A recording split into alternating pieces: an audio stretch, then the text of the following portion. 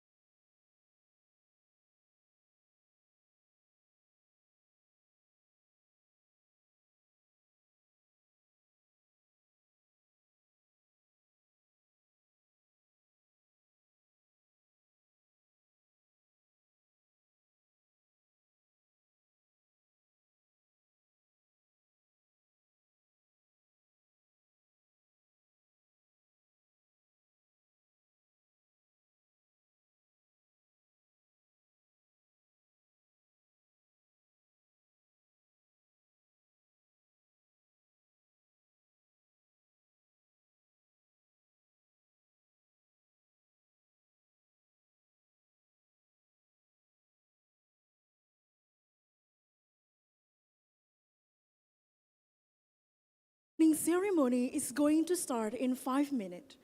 Please be seated. Thank you. Hadirin yang kami hormati, acara pembukaan akan dimulai dalam 5 menit. Kami mohon kesediaan para hadirin untuk menempati tempat yang telah disediakan. Terima kasih.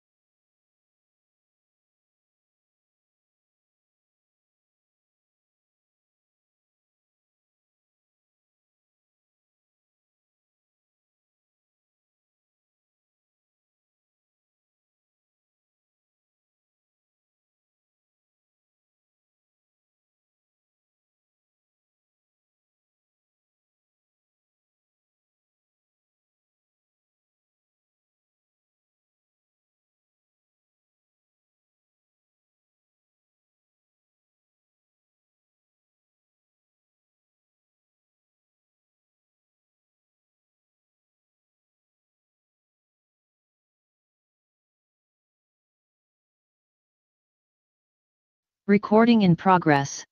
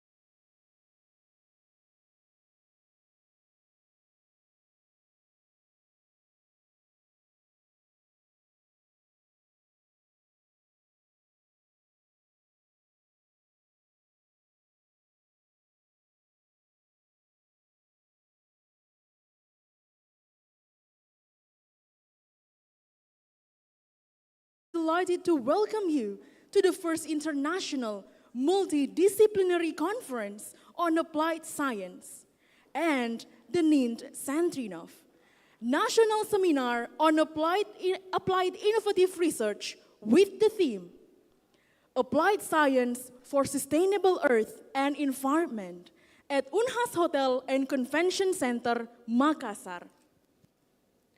Selamat pagi para hadirin yang kami hormati. Selamat datang dalam kegiatan The First International Multidisciplinary Conference of Applied Science dan Seminar Nasional Terapan Riset Inovatif yang ke-9 dengan tema Sains Terapan untuk Bumi dan Lingkungan Berkelanjutan di Unhas Hotel and Convention Center, Makassar. It is an honor to us to introduce and welcome the four keynote speakers. Professor Ahmed Abu Siada PhD from Curtin University, Australia. Associate Professor Ahmad Sabirin Zulfakar from University Technology Mara, Malaysia. Associate Professor Naksit Panyoyai from Chiang Mai Rajabat University, Thailand.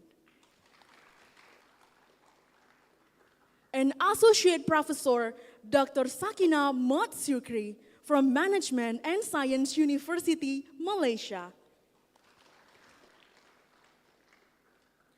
Suatu kehormatan bagi kami untuk memperkenalkan dan menyambut keempat keynote speakers kita. Profesor Ahmed Abu Siada PhD dari Universitas Curtin, Australia. Associate Profesor Ahmad Sabirin Zulfakar dari Universitas Teknologi Mara, Malaysia. Associate Profesor Naksit Panyoyai dari Universitas Chiang Mai Rajabat, Thailand. Dan Associate Profesor Dr. Sakina Motsukri dari Universitas Manajemen dan Ilmu Pengetahuan, Malaysia. And we would also welcome all the participants of the first international multidisciplinary conference of applied science and the named Sentrinov, National Seminar on Applied Innovative Research.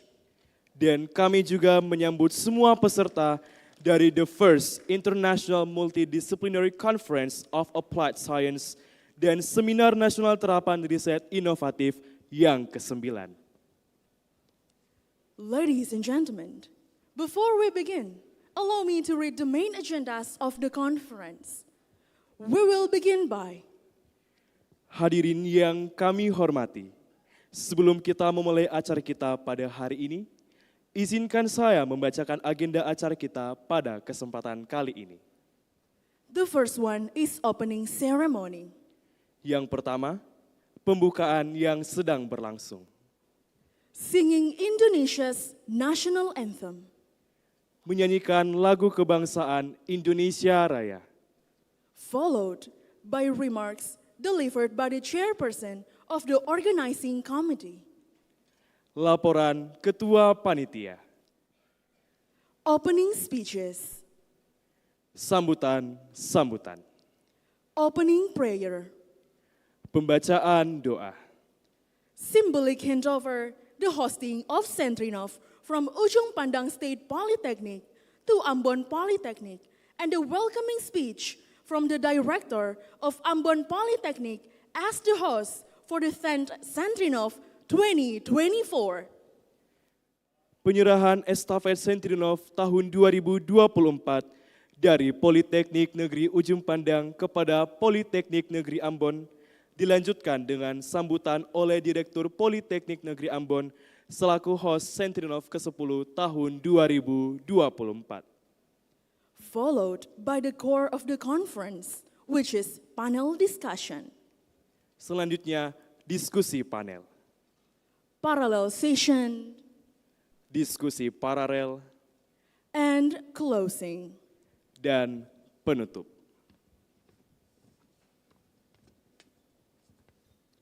For a brief moment, we would like to invite you to rise and sing Indonesia's national anthem, Indonesia Raya. Ladies and gentlemen, please stand up. Agenda selanjutnya yaitu menyanyikan lagu kebangsaan Indonesia Raya. Hadirin dimohon untuk berdiri.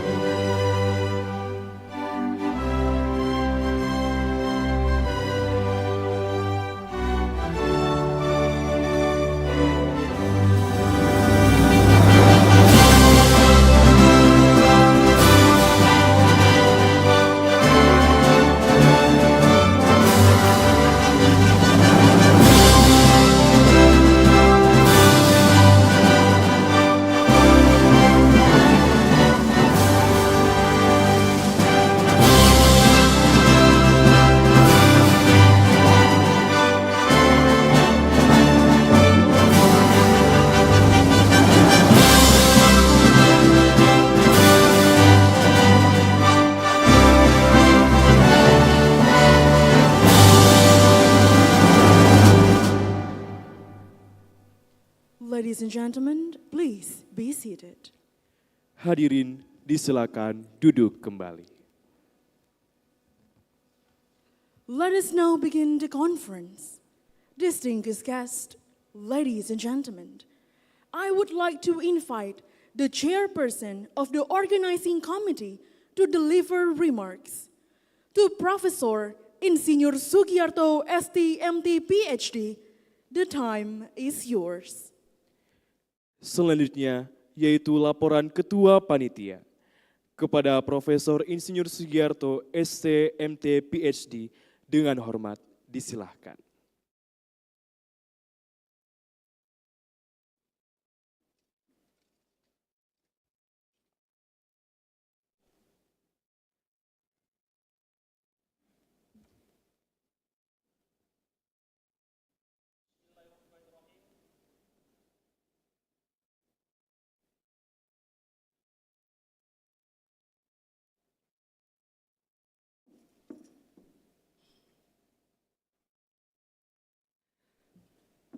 Bismillahirrahmanirrahim. Assalamualaikum warahmatullahi wabarakatuh. Alhamdulillahi rabbil alamin. Wassalatu wassalamu ala asyrafil anbiya'i wal mursalin wa ala alihi wa sahbihi ajma'in. Selamat pagi, salam sehat dan salam sejahtera untuk kita semua. Karena mengingat hari ini kita tidak hanya mengikuti seminar nasional Sentrinov tahun 2023, tapi di waktu yang bersamaan kita juga mengikuti konferensi internasional Imcas tahun 2023, maka izinkan kami untuk menyampaikan laporan panitia dengan menggunakan bahasa Indonesia dan bahasa Inggris. The Honorable Academic Director of Vocational Higher Education, Dr. Beni Bandanajaya STMT, the Honorable Director of Politeknik Negeri Ujung Pandang, Insinyur Ilyas Mansur MT, ladies and gentlemen, distinguished guests from Indonesian Society of Applied Sciences or ISAS, esteemed participants, honorable speakers, and everyone present at the opening ceremony of Sentrinov and Imcas 2023. Good morning, everyone. Greetings of peace and sustainability to all of you. With utmost respect and profound joy, I, as the chairperson of the committee, would like to welcome you all to this extraordinary event. This occasion is truly special as we have the opportunity to celebrate knowledge, innovation, and the spirit of collaboration in two major scientific events this year. They are Sentrinov, the Inovatif Applied Research National Seminar, and Imcas, the International Multidisciplinary Conference on Applied Sciences. As we know, that Sentrinov is a national scale seminar organized by polytechnics across Indonesia, and at this time, it is organized by Politeknik Negeri Ujung Pandang, joining with ISAS. This stands as a testament to our commitment to advancing science and technology in Indonesia. In Sentrinov, the theme Applied Science for Sustainable Earth and Environment serves as a foundation for researchers, scientists, and practitioners to collectively formulate applied solutions that will have a positive impact on our Earth and environment. On the other hand, Imcas is an international conference that brings participants from various regions in Indonesia and also from other countries together in a shared mission in applying science to create a sustainable earth and environment. This conference, of course, is not only a platform for exchanging knowledge, but also for strengthening relationships among scientists, researchers, and practitioners from all around the world. The conference takes us all, of course, to delve into vital topics such as mechanical engineering, material technology, energy, electrical engineering, information technology, management, agriculture, and more. At this moment, ladies and gentlemen, I would like to inform you that Sentrinov today is followed by 308 participants from various polytechnics universities, and industries across Indonesia.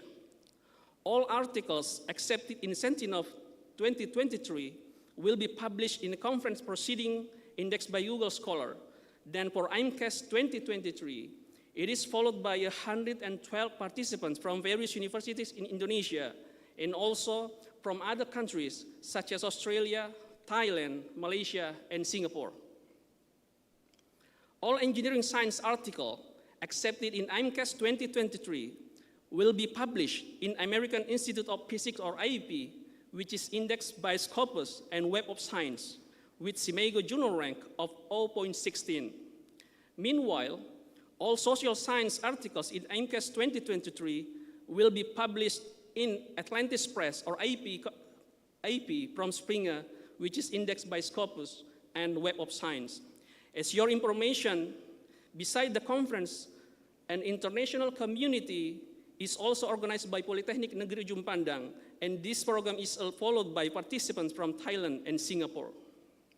Within the broad topics adopted in these conferences, we are confident that Sentrinov and Imcas 2023 will provide inspiration, new knowledge, and endless collaboration opportunities. I believe that the attendees here today are the future leaders in various fields of applied science, and we invite you all to share your ideas, experiences, and visions to create positive changes for our beloved world. Bapak Ibu yang saya hormati, melalui kesempatan ini, kami dari panitia juga ingin menyampaikan bahwa dalam rangka mewujudkan penyelenggaraan Seminar Nasional Sentrinov dan Konferensi Internasional Imcas tahun 2023 secara optimal, kami segenap panitia telah bekerja secara maksimal sejak dari bulan Maret tahun 2023 sampai pada hari ini. Kami menyadari bahwa kesempurnaan hanya milik Allah Subhanahu wa Ta'ala, maka melalui kesempatan ini kami memohon maaf yang sebesar-besarnya jika dalam penyelenggaraan acara ini terdapat kekurangan di dalamnya. Before I conclude this speech, allow me to extend my deepest gratitude to all parties who have contributed to the organization of this event, to the hardworking committee members, and to the speakers who share their knowledge, and to the sponsors who have provided financial support, and to all participants that presenting here today. Once again, ladies and gentlemen, welcome to Sentrinov and Imcas 2023. May this event mark an inspiring beginning for all of us, and let us together create a sustainable future through science, innovation, and collaborations. Thank you, and best regards to all of you. Assalamualaikum warahmatullahi wabarakatuh.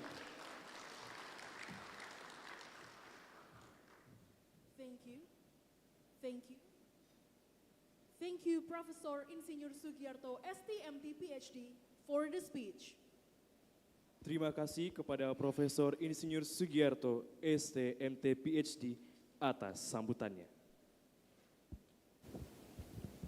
We are now going to listen to the welcoming speech delivered by the Chairman of Indonesian Society of Applied Science, or the representative, Dr. Mika Yuliana STMT. To Dr. Mika Yuliana STMT, the time is yours. Hadirin yang kami hormati, sekarang kita akan mendengar sambutan dari Ketua Indonesian Society of Applied Science kepada Dr. Mika Yuliana STMT. Dengan hormat, disilahkan.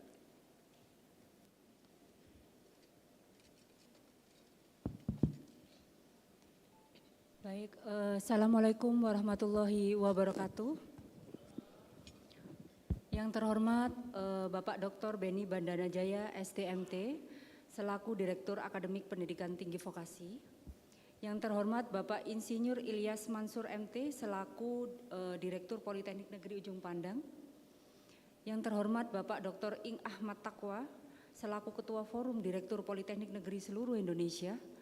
Kemudian yang terhormat Bapak Profesor Adrianus Amheka, selaku Ketua Indonesian Society Applied of Science, ISAS.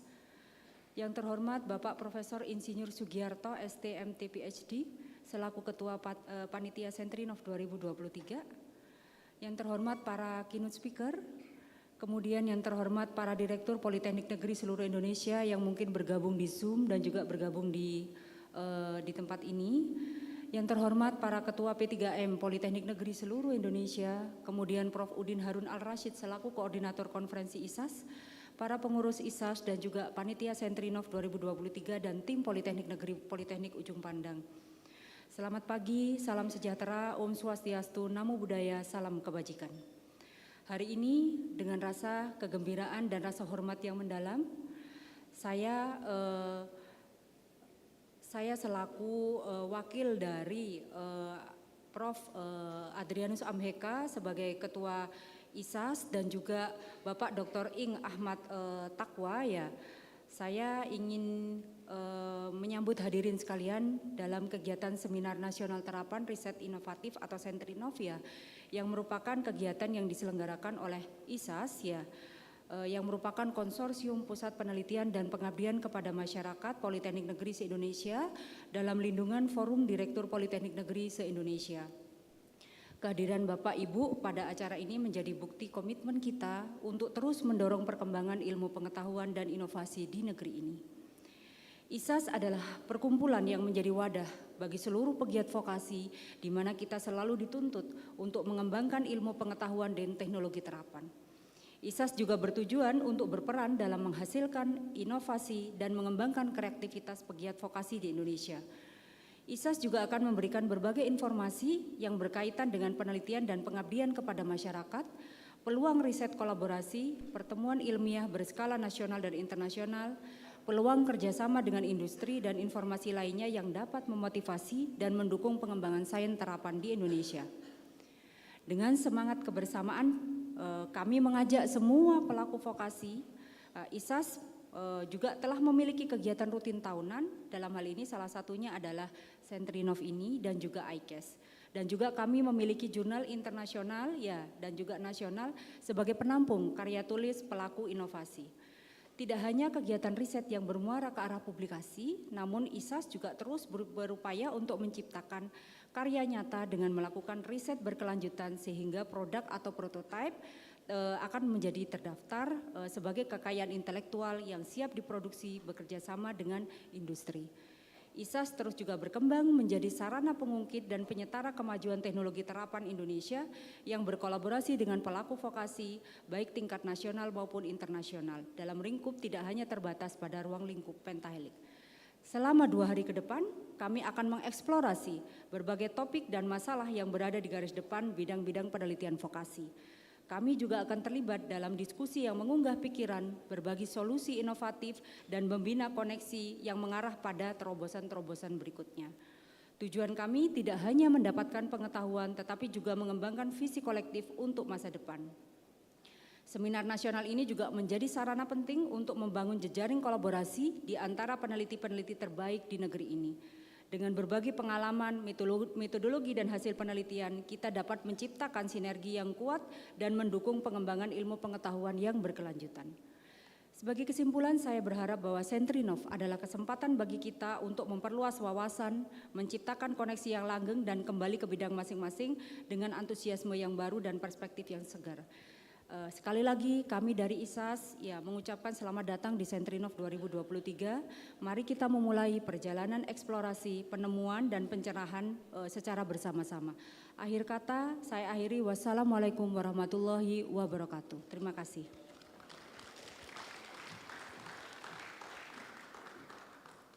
Thank you, Dr. Mika Yuliana, STMT, for the speech. Terima kasih kepada Dr. Mika Yuliana, STMT, atas sambutannya. Distinguished guests, ladies and gentlemen, the next welcoming speech will be delivered by the Director of Ujung Pandang State Polytechnic and who will then officially declare opened the first International Multidisciplinary Conference of Applied Science and the named Sentrinov National Seminar on Applied Innovative Research. To Insinyur Ilyas Mansur MT, the time is yours. Selanjutnya yaitu sambutan oleh Direktur Politeknik Negeri Ujung Pandang sekaligus membuka kegiatan The First International Multidisciplinary Conference of Applied Science dan Seminar Nasional Terapan Riset Inovatif ke-9 secara resmi. Kepada Insinyur Ilyas Mansur MT, Dengan hormat, disilahkan. Bismillahirrahmanirrahim. Yang saya hormati Bapak Dr. Beni Bandana Jaya yang melalui Zoom online. Beliau ini adalah Direktur Pembelajaran dan Pendidikan Tinggi Vokasi Kemenristek Dikti. Yang saya hormati para direktur atau yang mewakili yang juga melalui media Zoom. Yang saya hormati para ketua dan anggota Society of Applied Science atau ISAS, yang saya hormati para keynote speakers, yang saya hormati seluruh peserta Imcas dan Sentrinov tahun 2023. Assalamualaikum warahmatullahi wabarakatuh. Salam sejahtera untuk kita semua. Pertama-tama marilah kita bersama-sama bersyukur atas kehendak Allah Subhanahu wa Ta'ala, Tuhan yang Maha Esa, yang telah memberikan kita waktu pada pagi hari ini untuk mengikuti kegiatan yang dilaksanakan oleh ISAS dan tim Politeknik Negeri Ujung Pandang. Kepada seluruh peserta Imcas dan Sentrinov yang berbahagia, Ketua dan anggota ISAS, para keynote speaker, pemakala, dan seluruh peserta seminar. Selamat datang di Kota Makassar, Kota Angin Mamiri. Semoga pelayanan kami selalu menghadirkan kesejukan bagi Bapak Ibu selama berada di Kota Makassar. Terima kasih atas kehadiran dan partisipasinya. Semoga apa yang Bapak Ibu diseminasikan hari ini dapat membawa inspirasi bagi kita semua. Riset inovasi adalah fondasi bagi kemajuan bangsa dan kesejahteraan masyarakat. Kami berharap bahwa Imcas dan Sentrinov ini akan menjadi titik awal dari perjalanan panjang dalam mengembangkan riset terapan yang dapat memberikan manfaat nyata bagi masyarakat. Kami menitip harapan besar kepada ISAS agar riset inovatif yang dihasilkan di masa mendatang dapat memberikan solusi bagi berbagai permasalahan yang dihadapi oleh masyarakat dan dunia industri. Oleh karena itu, kolaborasi dan kerjasama berkelanjutan menjadi kunci keberhasilan. Kami menghimbau kepada seluruh peserta untuk memahami betapa pentingnya pembangunan kolaborasi riset dan kerjasama dengan dunia usaha dan dunia industri. Kita dapat memastikan bahwa inovasi riset terapan benar-benar dapat terlihat dampaknya bagi masyarakat. Mari kita semua bersama-sama menciptakan solusi yang inovatif dan memberi kontribusi nyata kepada masyarakat melalui riset-riset terapan kita. Terkhusus, saya ingin menyampaikan kepada ISAS dan seluruh peserta Imcas dan Sentrinov tahun 2023 bahwa seminar ini dihadiri oleh para peserta riset terapan yang bergabung ke dalam konsorsium Politeknik se-Indonesia. Oleh karena itu, jangan lewatkan kesempatan ini untuk membangun kolaborasi berupa rencana kemitraan dan kerjasama riset terapan antara perguruan tinggi vokasi. Dengan demikian, konsorsium ini akan tumbuh dan berkembang sebagai komunitas riset terapan yang akan melahirkan inovasi baru yang sangat dinantikan oleh masyarakat. Kita semua harus merubah mindset bahwa riset terapan tidak hanya bermuara pada luaran penelitian berupa prototipe, artikel ilmiah, buku, dan proceeding. Namun, apa kontribusi nyata konsorsium ini terhadap dunia industri dan masyarakat? Ini semua harus direncanakan bersama agar kontribusi hasil riset terapan dapat menjadi tonggak kebangkitan perguruan tinggi vokasi di Indonesia. Bapak Ibu semualah yang menjadi mesin penggerak agar nampak di mata industri bahwa riset terapan kita adalah solusi bagi permasalahan yang saat ini mereka hadapi. Terakhir, kami ingin menyampaikan ucapan terima kasih dan apresiasi yang setinggi-tingginya kepada panitia Imcas dan Sentrinov yang telah bekerja keras untuk menyelenggarakan acara ini. Tanpa upaya dan dedikasi mereka, acara ini tidak akan mungkin terlaksana. Semoga acara ini dapat berjalan dengan lancar dan kita semua bisa memperoleh wawasan yang berharga untuk kemajuan riset terapan di Indonesia. Terima kasih banyak dan mari kita bersama-sama menjadikan Imcas dan Sentrinov sebagai wahana untuk mendorong riset inovatif yang bermanfaat bagi masyarakat, dunia industri. Semoga acara ini memberikan inspirasi dan wawasan baru bagi kita semua. Dengan senantiasa memohon ridho dan petunjuk Allah Subhanahu wa Ta'ala. Bismillahirrahmanirrahim. International Multidisciplinary Conference of Applied Science atau Imcas dan Seminar Nasional Terapan Riset Inovatif atau Sentrinov tahun 2023 saya nyatakan dibuka dengan resmi. Billahi taufiq wal hidayah. Wassalamualaikum warahmatullahi wabarakatuh. Thank you, Insinyur Ilyas Mansur MT, for the speech. Terima kasih kepada Insinyur Ilyas Mansur MT atas sambutannya. We are now going to listen to the welcoming speech that will be delivered by the Academic Director of Vocational Higher Education, Directorate General Vocation Education, Ministry of Education and Culture, Research and Technology. To Dr. Benny Bandanajaya, STMT, the time is yours. Sambutan selanjutnya oleh Direktur Akademik Pendidikan Tinggi Vokasi, Dirjen Pendidikan Vokasi, Kemdikbudristek, kepada Dr. Benny Bandanajaya, STMT, dengan hormat disilahkan. Baik, terima kasih. Assalamualaikum warahmatullahi wabarakatuh. Yang kami hormati Direktur Politeknik Negeri Ujung Pandang, beserta jajarannya, Ketua ISAS dan para pengurus ISAS, kemudian para keynote speaker dari Australia, Malaysia, dan juga Thailand. Thank you very much for your coming. It is honor to us to welcome you in Indonesia at this very special moment of International Multidisciplinary Conference of Applied Science or Imcas 2023. Juga para dosen, penyaji seminar, serta tentunya seluruh hadirin yang berbahagia. Alhamdulillah,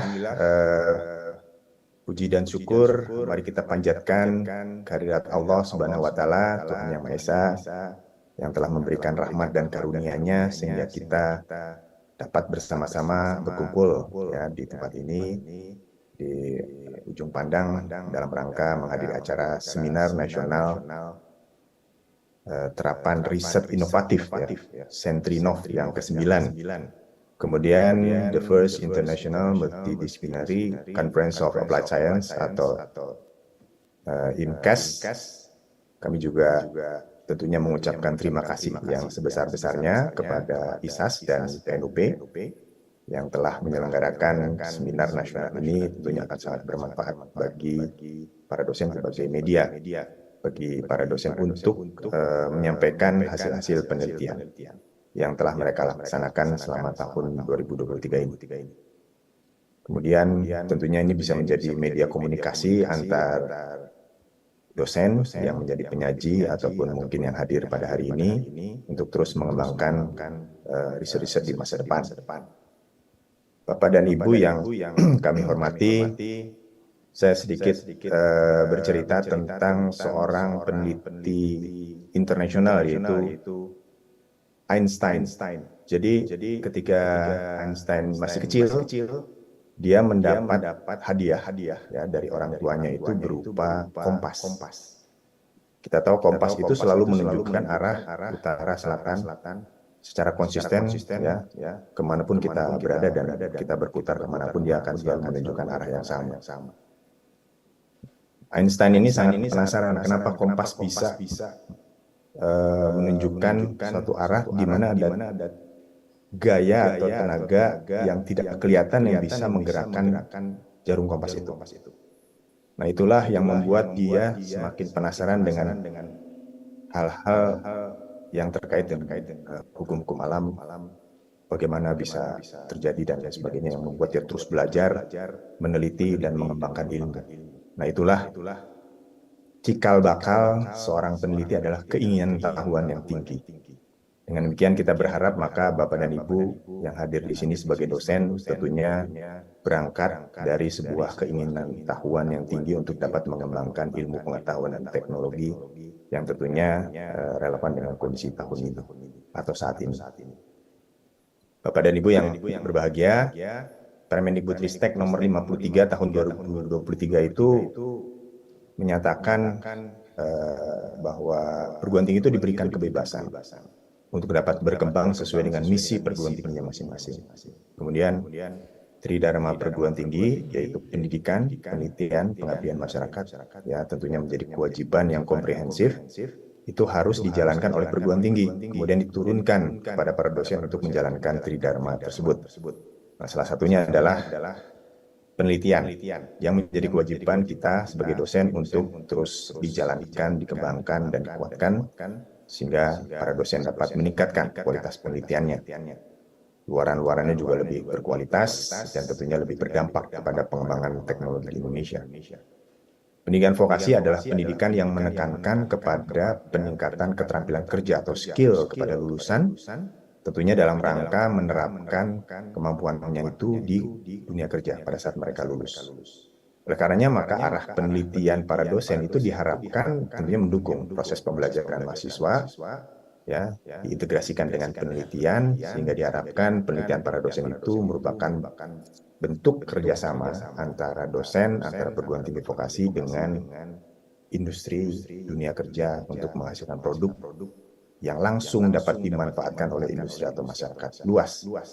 Jadi kita tidak bicara masalah pendalaman teori, pendalaman sebuah fenomena alam yang belum bisa diterapkan menjadi sebuah produk yang nyata.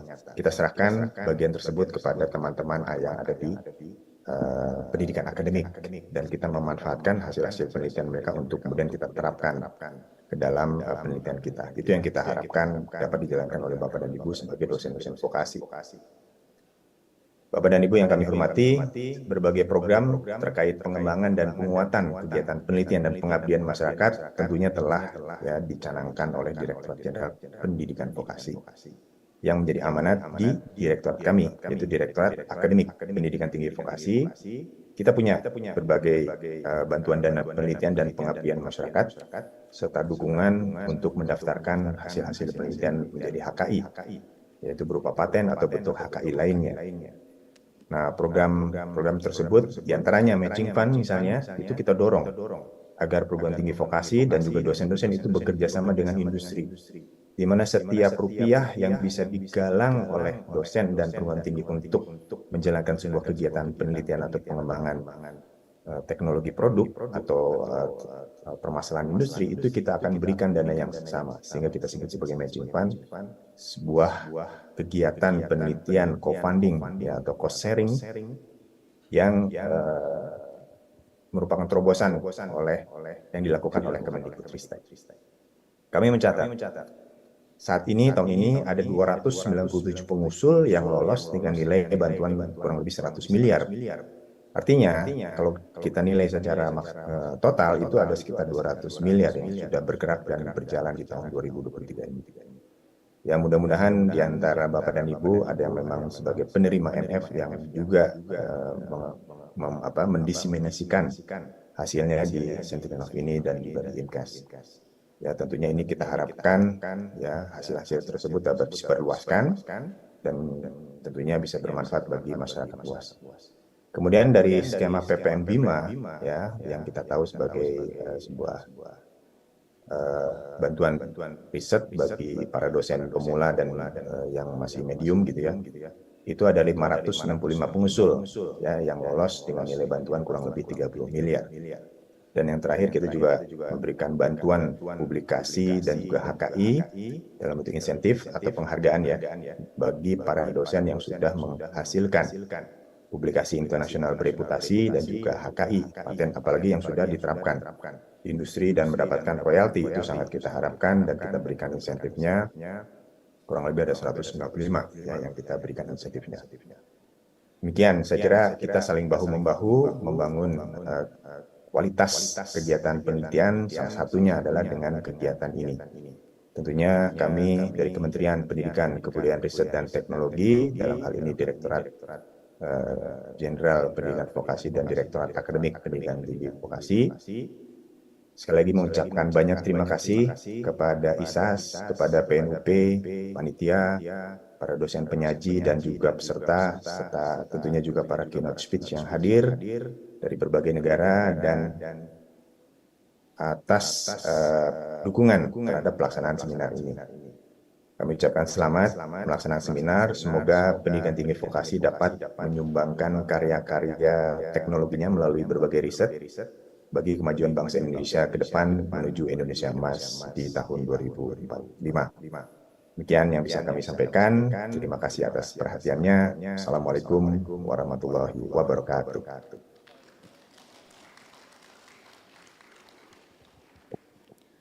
Thank you, Dr. Beni Bandanajaya, STMT, for the speech. Terima kasih kepada Dr. Beni Bandanajaya, STMT, atas sambutannya. Ladies and gentlemen, the next agenda is prayer. The prayer will be led by Mr. Paisal STMT. To Mr. Paisal STMT, the time is yours. Hadirin yang terhormat, agenda selanjutnya yaitu pembacaan doa yang dipimpin oleh Bapak Paisal STMT. Kepada Bapak Paisal STMT dengan hormat dipersilahkan.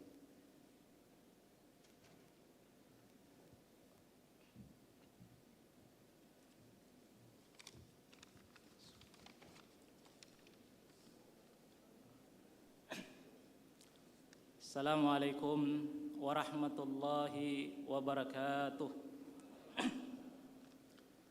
Bapak Ibu, para hadirin sekalian, mari kita berdoa. Bismillah. Alhamdulillahi rabbil alamin.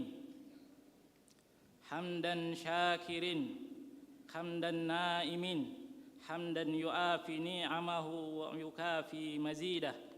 Ya Rabbana lakal hamdu kama yanbaghi li jalali wajhikal karimi wa azimi sultanik.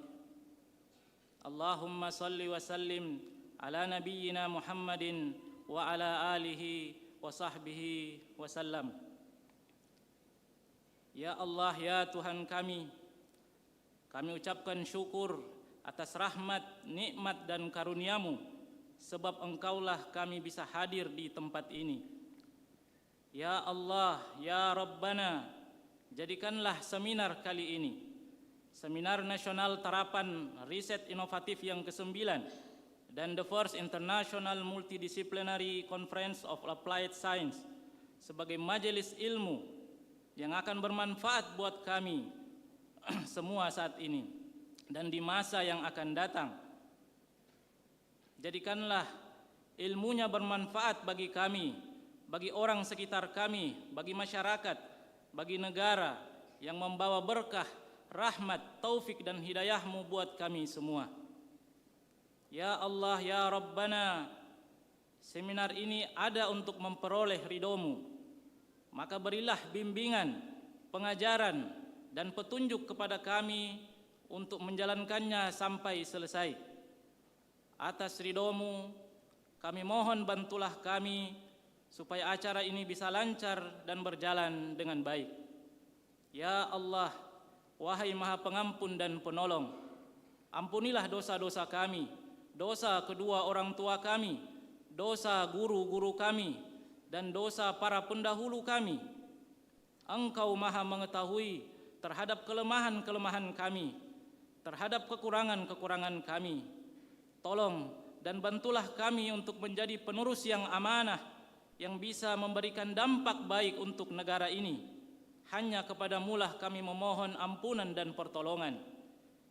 Ya Allah, ya Rabbana, hanya kepadamu kami memohon, kiranya Engkau selalu membersamai setiap langkah kami ke depan. Rabbana atina fid dunya hasanah wa fil akhirati hasanah wa qina adzaban nar.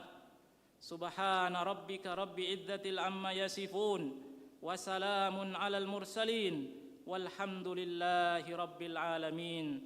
Amin ya rabbal alamin. Wassalamualaikum warahmatullahi wabarakatuh.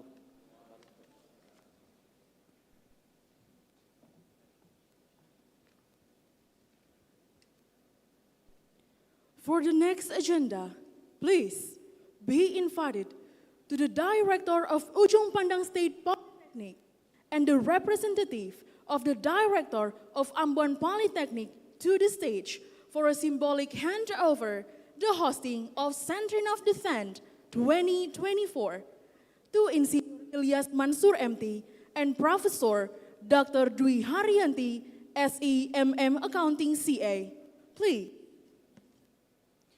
Agenda selanjutnya, kami mengundang dengan hormat Direktur Politeknik Negeri Ujung Pandang dan perwakilan dari Direktur Politeknik Negeri Ambon naik ke atas panggung untuk penyerahan estafet Sentrinov ke-10 tahun 2024 kepada Insinyur Ilyas Mansur MT dan Profesor Dr. Dwi Haryanti SEMM AKT-CA.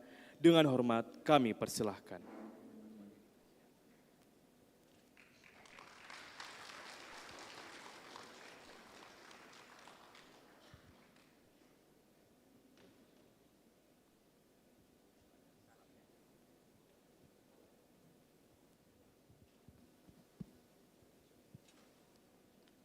Distinguished guests, ladies and gentlemen, the next welcoming speech will be delivered by the Director of Ambon Polytechnic as the host for the 10th Sentrinov 2024.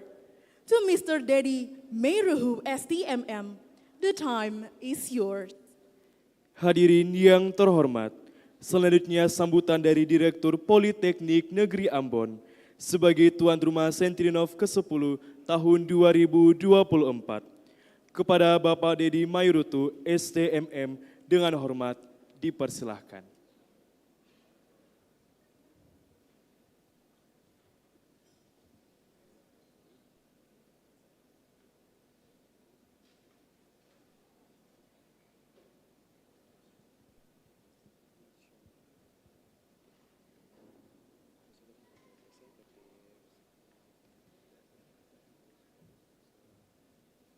Selamat pagi, mohon maaf.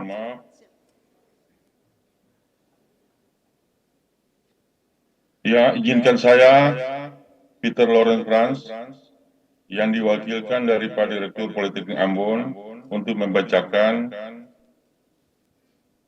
sambutan Direktur Politeknik Negeri Ambon. Yang dihormati Direktur Akademik Pendidikan Tinggi Vokasi, dalam hal ini Dr. Beni Bandana Jaya, Sarjana Teknik MT, ST, yang dihormati Direktur Politeknik Ujung Pandang, para Direktur Politeknik Indonesia, Ketua ISAS, para peneliti yang dibanggakan. Assalamualaikum warahmatullahi wabarakatuh. Shalom. Om Swastiastu.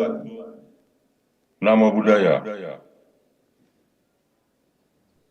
Pertama-tama, saya panjatkan puji syukur kehadirat Tuhan Yang Maha Esa atas nikmat yang dianugerahkan kepada kita, sehingga diberi kesehatan jasmani dan rohani untuk hadir dalam acara Seminar Nasional Terapan Riset Inovasi atau Sentrinov ke-9 tahun 2023 di Politeknik Ujung Pandang, Makassar.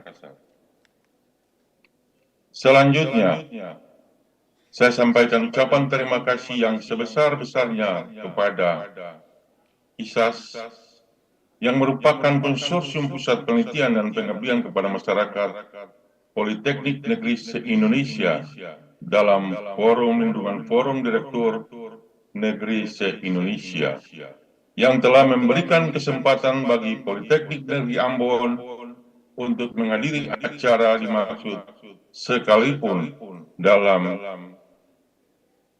link Zoom atau daring. Selaku Direktur Politeknik Negeri Ambon menyampaikan ucapan mohon maaf atas atau dari lubuk hati yang terdalam atas ketidakikutsertakan peneliti dan pengabdi kami dalam Seminar Nasional Terapan Riset Inovasi atau Inovatif Sentrinov tahun ini diakibatkan adalah tata kelola keuangan kami pada institusi yang diperhadapkan dengan masalah hukum, sehingga mengalami keterlambatan pada tahun anggaran ini. Selanjutnya, selaku Direktur Politeknik Negeri Ambon, saya menyatakan siap menerima tongkat Sentrinov tahun 2024 untuk diselenggarakan di Politeknik Negeri Ambon. Demikian sambutan yang bisa saya sampaikan. Kami mohon maaf atas segala kekurangan yang ditimbulkan. Semoga Tuhan Yang Maha Esa memberkati kami semua. Ambon, 18 November 2023, tertanda dari Meru STMT MM Politeknik Negeri Ambon. Terima kasih. Thank you, Mr. Dedi Meruhu, STMM, for the speech.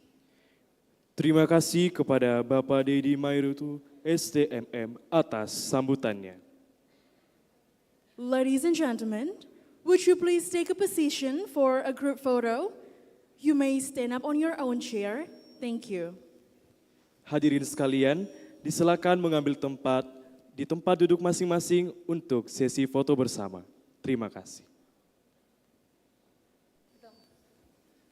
Bapak Ibu, mohon izin untuk memandu sesi foto-foto. Mohon semuanya untuk berdiri. All participants stand up please. Nanti kita fotonya dari depan, dari atas ke sorot ke belakang.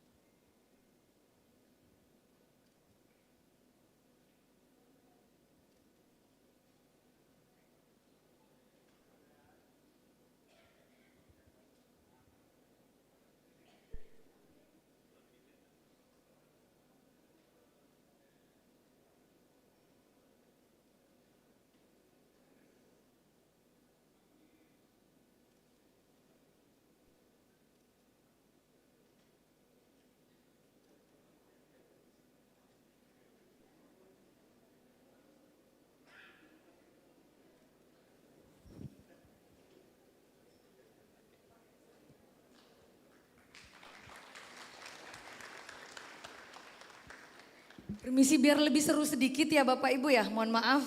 Kita sama-sama mengucapkan Sentrinov, Imcas untuk vokasi kuat. Boleh ya? Kita ambil video sedikit. Ya, jadi Sentrinov, Imcas untuk vokasi kuat. Oke? Kita coba dalam hitungan. Boleh Dek, siap? 1, 2, 3. Sentrinov, kuat. Oke, kita ulang sekali lagi, mohon maaf. 1, Sentrinov, Imcas untuk vokasi kuat.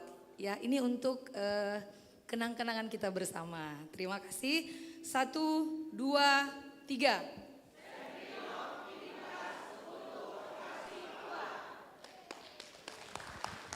Terima kasih.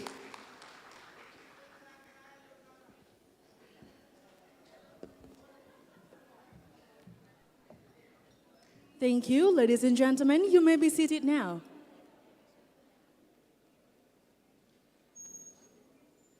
Ladies and gentlemen, we have come to the core agenda of this event. That is to hear the speech from our keynote speakers. The keynote speakers will be moderated by Dr. Nur Alam Lanafi, SE, MBA.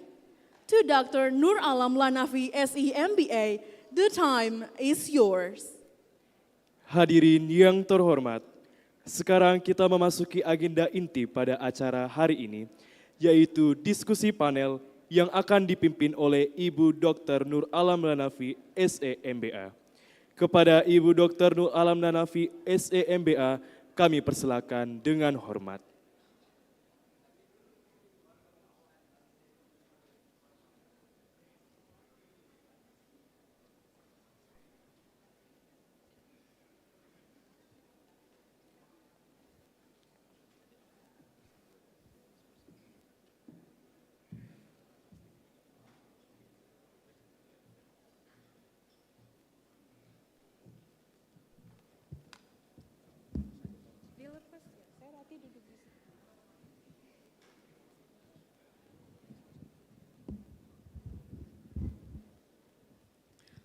Thank you, Amanda dan Yunus. Oke, baik. Assalamualaikum warahmatullahi wabarakatuh. Good morning, everybody. Before I start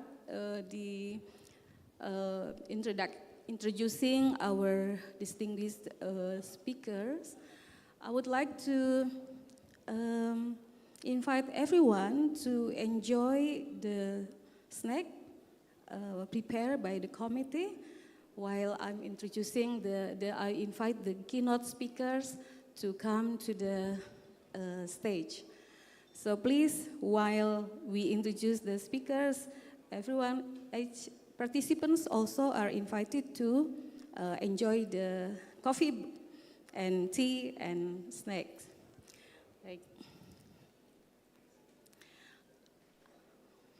Hadirin sekalian, sekaligus kita menikmati diskusi panel yang akan berlangsung saat ini. Panitia telah menyediakan snack dan juga kopi. Para hadirin sekalian boleh sekalian menikmati. Terima kasih.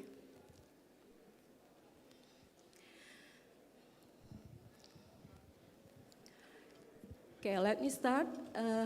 Please enjoy your coffee and meal while I introducing our speakers.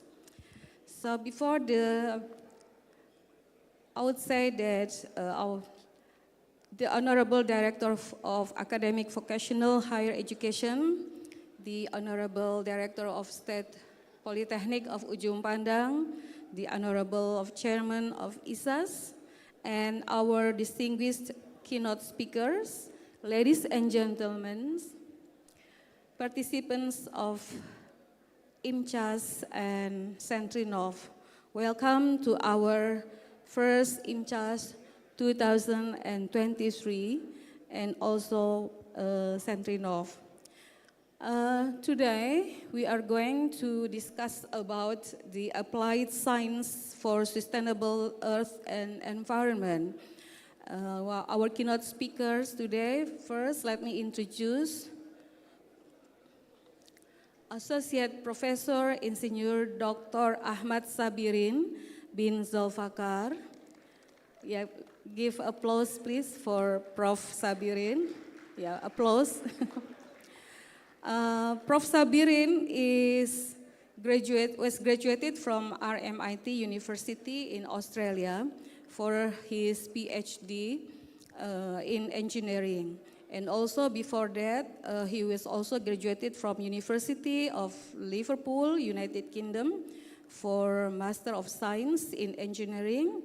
And before that, he also was graduated from Malaya University. And a lot of achievements have been obtained by Prof. Sabirin, but I'm not going to read all of them. The interesting things is that,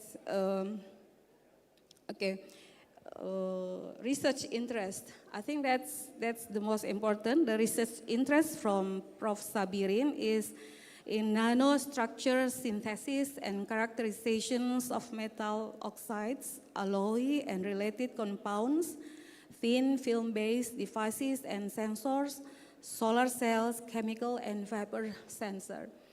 And I think this is related to our topics today. And another things I would like to mention about Prof. Sabirin is now a lot of grants also has been achieved by Prof. Sabirin, but the important one is which is ongoing right now this year as a project leader. The project title is Revealing the Electro Reduction Mechanism between Reduced Graphene Oxides and Mental Health Biomarkers deposited on screen-printed gold electrode via electrochemical impedance spectroscope. So that's the important project that is ongoing right now by Prof. Sabirin. And also the last one, I think the most important as well, a lot of publications here. A lot of publication. There is, I'm not going to read it all, but yeah. I think all the publications relates to the research interest, of course. One is the latest publication by Prof. Sabirin, entitled Influence of Zinc Acetate's Concentration on Zinc or Growth on Anodized Me205 Nanoporous Films and Photocatalytic Dye Degradations, which is published in 2023 this year. And last about Prof. Sabirin is that he's involved in many professional bodies, senior member of Institute of Electrical and Electronics Engineers, IEEE, member of Board of Engineer Malaysia, member the Institution of Engineers Malaysia, member of Royal Chemical Society, member of American Chemical Society, and member of Materials Research Society of Singapore. So a lot of things that I have mentioned about Prof. Sabirin, we can learn that Prof. Sabirin has a lot of experiences in international research. Okay, so I would like to invite Prof. Sabirin come up to the stage. And next, I would introduce Mr. Naksit Panyonyai, PhD. Please take a seat. Yeah, just any seat. Thank you. Mr. Naksit from Chiang Mai University, Bachelor of Science in Food Science and Technology, and also Master of Science in Food and Science Technology from Chiang Mai University, and last from Royal Melbourne Institute of Technology University for his PhD in food science. Mr. Naksit Panyonyai also involved in a lot of research, and a lot of publication also has been achieved, and community services has been done by Mr. Naksit, especially in Thailand International Corporation Agency. And then, Jambi University for the community services, Temasek Polytechnic Singapore, and Meiji University, Japan. So a lot of community services have been done by Mr. Naksit. And as we can see also a lot of publication. We can see that, I cannot read here, I cannot find here, but I guess research interest of Mr. Naksit is in food, science, and technology. Yes? Okay. So I would like to invite Mr. Naksit Pak Nyonyai to come to the stage. Okay. Please give applause, welcome applause to Mr. Naksit. And then I would introduce Ibu Dr. Sakina Sukri, Associate Professor from Malaysia Management and Science University for her PhD, and also from London SoftBank University for Bachelor Science Management Minor Marketing, and then from Coventry University for Master of Science in International Business Minor Marketing, and Management and Science University for her PhD in Management Science. Work experience as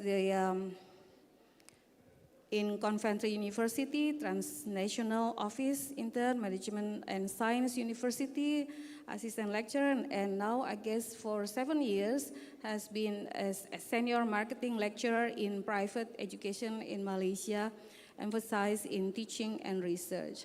And from teaching subjects, we can see that research, of course, teaching subjects and research interest in marketing management, strategic marketing, on digital marketing, consumer behavior, international marketing, and all things about marketing, branding, fashion marketing, and also direct marketing, viral marketing.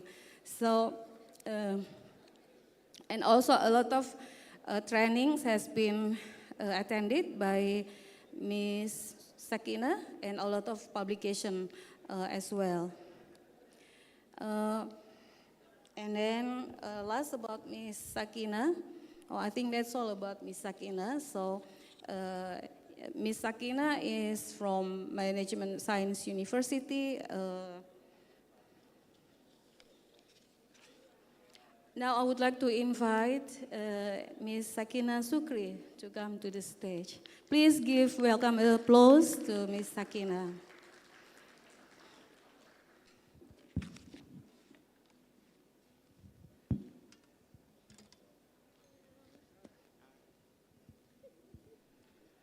Okay, we have time until 12, about 2 hours, until now is 10 o'clock.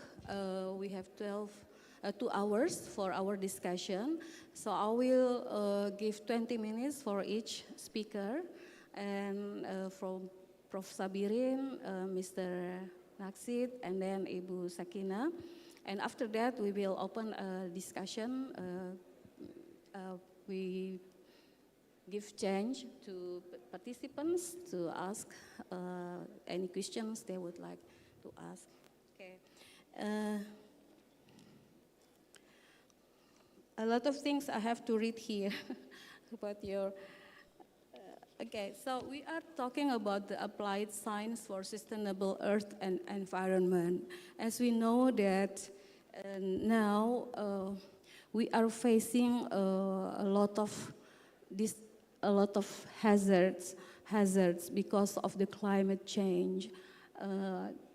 Data released that there are 14,000 research studies have been done to find out how to save our environment, how to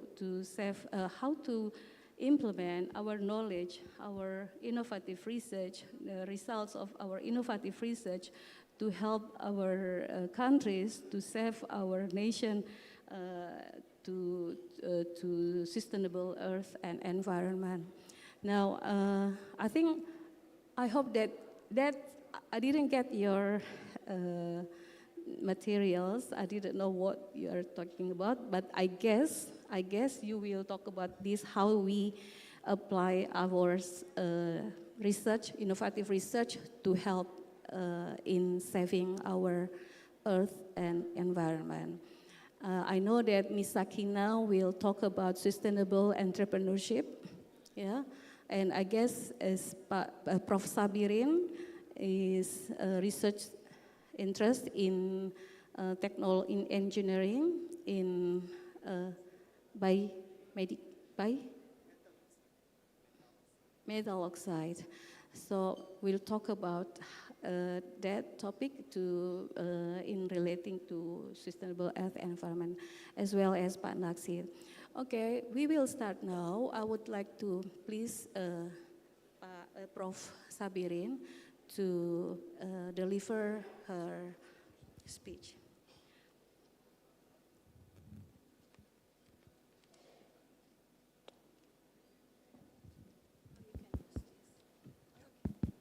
Hello. Yes. Slideshow, PowerPoint-nya Pak Panitia. Boleh, you can.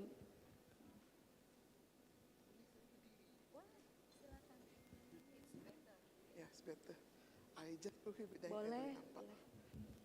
Bismillahirrahmanirrahim. Assalamualaikum warahmatullahi taala wabarakatuh. Salam perkabar. Terima kasih organizer for inviting me. Terima kasih kepada Imcas, Sentrinov. Thank you very much, Dr. Noralam, for inviting me to these discussions. My discussion is very simple. Can someone please put my slides on the screen so that means it will be to connect. Okay, my keynote speaker today will be related about nanostructured metal oxide, tuning and engineering for electronic device applications. Okay, let me introduce my name. My name is Sabirin Zulfaka. I'm from University Technology Mara, UITM in Malaysia. Thank you to the organizer for inviting me for the first international multidisciplinary conference of applied science, as well as seminar Nasional Terapan Riset Inovatif 2023. Next. Okay, as I mentioned to you, I'm from UITM. Next slides, please. Oh, should I read it from here?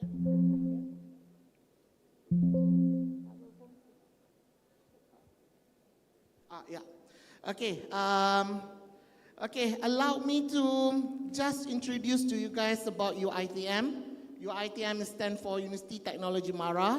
So basically, UITM is the biggest university, government university in Malaysia.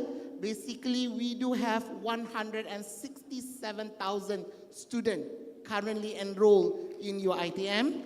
And our staff is roughly about 19,000, comprised of educational, academia, as well as pentadbiran or administrative staff. We do have all campuses because if you go to any state in Malaysia, at least we will have one campus. Okay, that's why we do have 12 campus, one main campus, our main campus in Shah Alam, and then we do have 21 satellite campuses. If you come to your ITM, we do have multiple various disciplinary, except we do not have any veterina. The rest you name, then you can have it there. All right? Okay, next.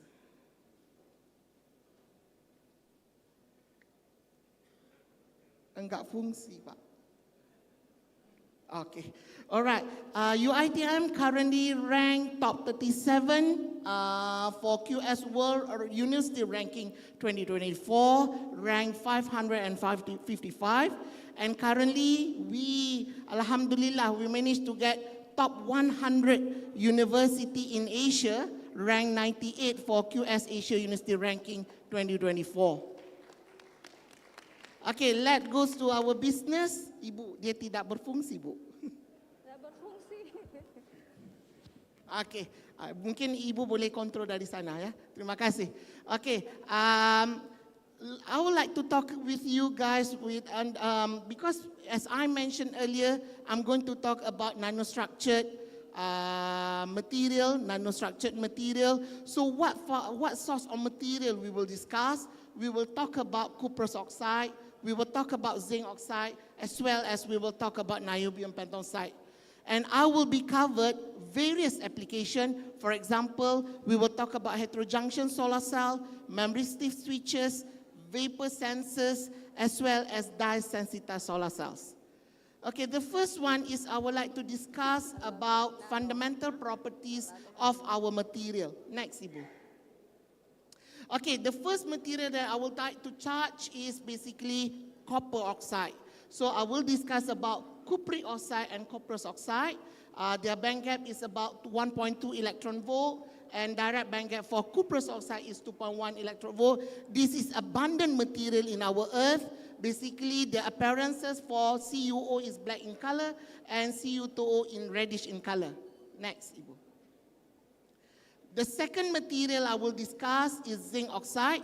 I believe that everyone is quite familiar with zinc oxide because if you use powder or talcum, so it contains zinc oxide. Zinc oxide is white solid. The direct band gap material is 3.3 electron volts. Next, Ibu. The third material, this is something new. A lot of researchers right now putting an interest to investigate about this material. They call it as niobium pentoxide. Why we choose niobium pentoxide? Because the band gap is quite wide and then extremely high corrosive resistant, good chemical stability, thermodynamically stable, low flame stress, high refractive index, and relatively abundant in nature. And a lot of people keep saying that why we have to go with nanostructured. Okay, there are three main reasons why we have to go with nanostructured. Basically, it's offer high to volume ratios. Second one is because of the confinement, quantum confinement effects, and the third one because it's going to alter the surface technology. That's why when I use all this material, I try to tune and engineering the material to suit for certain application.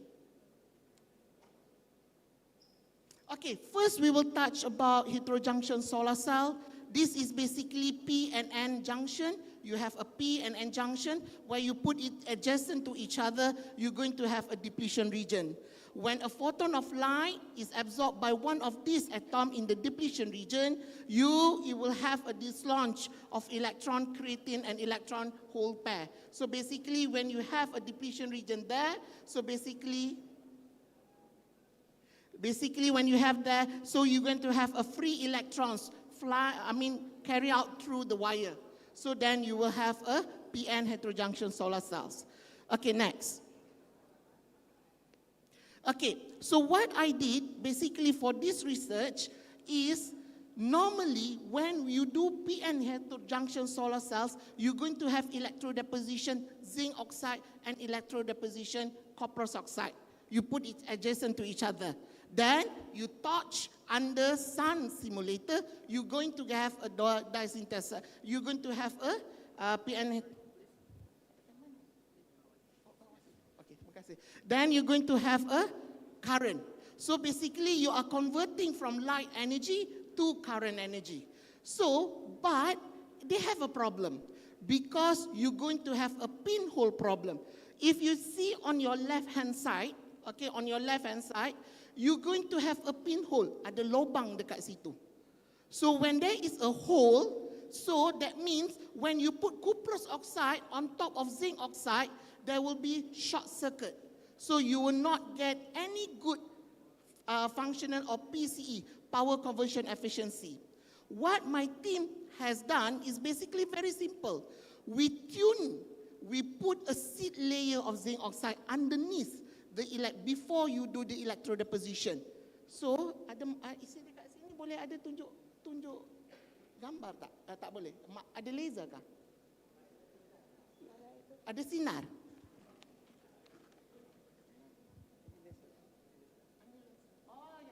Maaf ya Pak, benda baru untuk saya. Okey. All right. Okay. Before this, there will be a pinhole there. So when you have a pinhole, you will not have a good PN junction. So what my team has done is basically inserted a RF sputtered layer. This is what we call seed layer. So if you see here, this is the seed layer. We varies the power of the RF sputtering. So we vary from 60 up until 110. After that, then we do the electrodeposition. So what you can notice here, can you see the hexagonal structure? It well-maintained hexagonal structure. You can see the nano column. All right? Before, this is after. Next, Ibu. Okay. Okay. Saya rasa marker ni dia tidak berapa suka dengan saya. Okay, tak apa Bapak, saya cakap Ibu nanti tekan saja. Okay, so jadi basically when we have like this, so ini adalah what we do, actually a very simple. We just inserted one small step, a seed layer. And then when we insert the seed layer, basically this is the XRD. So kalau if you see the XRD here, so basically you can see that you're going to have the crystallinity of 002, that is our crystal orientations that we want, is improving. And then if you check on the AFM adhesion, this is AMN adhesion, we notice that when we have, okay, the dark area is representing the lower adhesion. So when you have a lower adhesion, when you put copper oxide on top of zinc oxide, lower adhesion, it will come out with a nice cross-section. Move to the next slide, please. There you go. So you can see it's a nice cross-section for 80 and 110. It will be a nice cross-section. So when you have a nice cross-section, basically the power conversion efficiency is increased. Previously, without seed layer, we only managed to get 0.09% of PCE. After inserting a seed layer, we managed to get at least 1%. So from there, from this result, we managed to publish this paper in Journal Material Chemistry. Okay, next, we move to the second application. Similar process as well, we use for memristive. Everyone keeps saying about memristive. Memristive, what is memristor? Memristor is a very simple, when you go to passive electronic components, it contains about 3. All right, whether you're talking about inductor, capacitor, or you're talking about resistor. Actually, there will be another one, quadrant, that we'll call memristive or memristor. So for memristor, it's very simple. You need to use only one element, which is zinc oxide or any other metal oxide. So in here, normally people using just electrodeposition zinc oxide. My team, what we did is basically we tuned the metal oxide, so we inserted the seed layer. When we inserted the seed layer, you will see later on, we managed to increase the performance of the memristor itself. Okay, if you see this figure, so basically this one is basically the zinc oxide RF sputtering, and then this is the zinc oxide. You can see the nano color, the hexagonal structure, the nanograin, the nanostructure of the zinc oxide is well defined and it's very uniform. Next, please. Okay, these are the XPS results, the XRD results. Can we go to the next one? And then this is the results for the memristive switching. So basically, figure 15 showed the semi-log plot for the current IV characteristic for zinc oxide. On top of it, there is only electrodepositions without any seed layer. On the bottom part is we have a seed layer. So next, please. From there, you can see, all right, this is very important. If you see the mechanism of the memristor, when you have a well-defined nanostructure, when there is a positive bias here, so you're going to see a oxygen vacancy will be located at the nanograin, at the wall of the nanograin. When you have that, that is what we call conductive filament. this is the one who conduct the current. All right? How do we know that? Okay, this is something good because we managed to get to work with University in Melbourne where they can provide us conductive AFM. So normally when you use AFM, you just want to check the surface roughness. But in here, so basically they're putting a bias on between the tapping mode.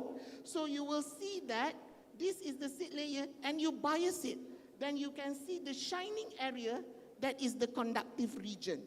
It shows that when you put a bias, that means the conductive filaments is on the wall of the nanograins or nanostructure. We managed to publish this paper in journals of physical, chemistry, chemical physics. Next, please. The third application is basically ethanol vapor sensor. Okay, in Indonesia and in Malaysia, we're not going to focus more on ethanol vapor sensors, but in Westerners country, they are very particular about ethanol vapor sensor because they want to check the toxicity in a person, in a driver especially. All right, next please. All right, in here I'm using copper oxide.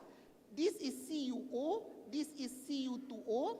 Before I carry out the experiment, we need to check the optimum temperature.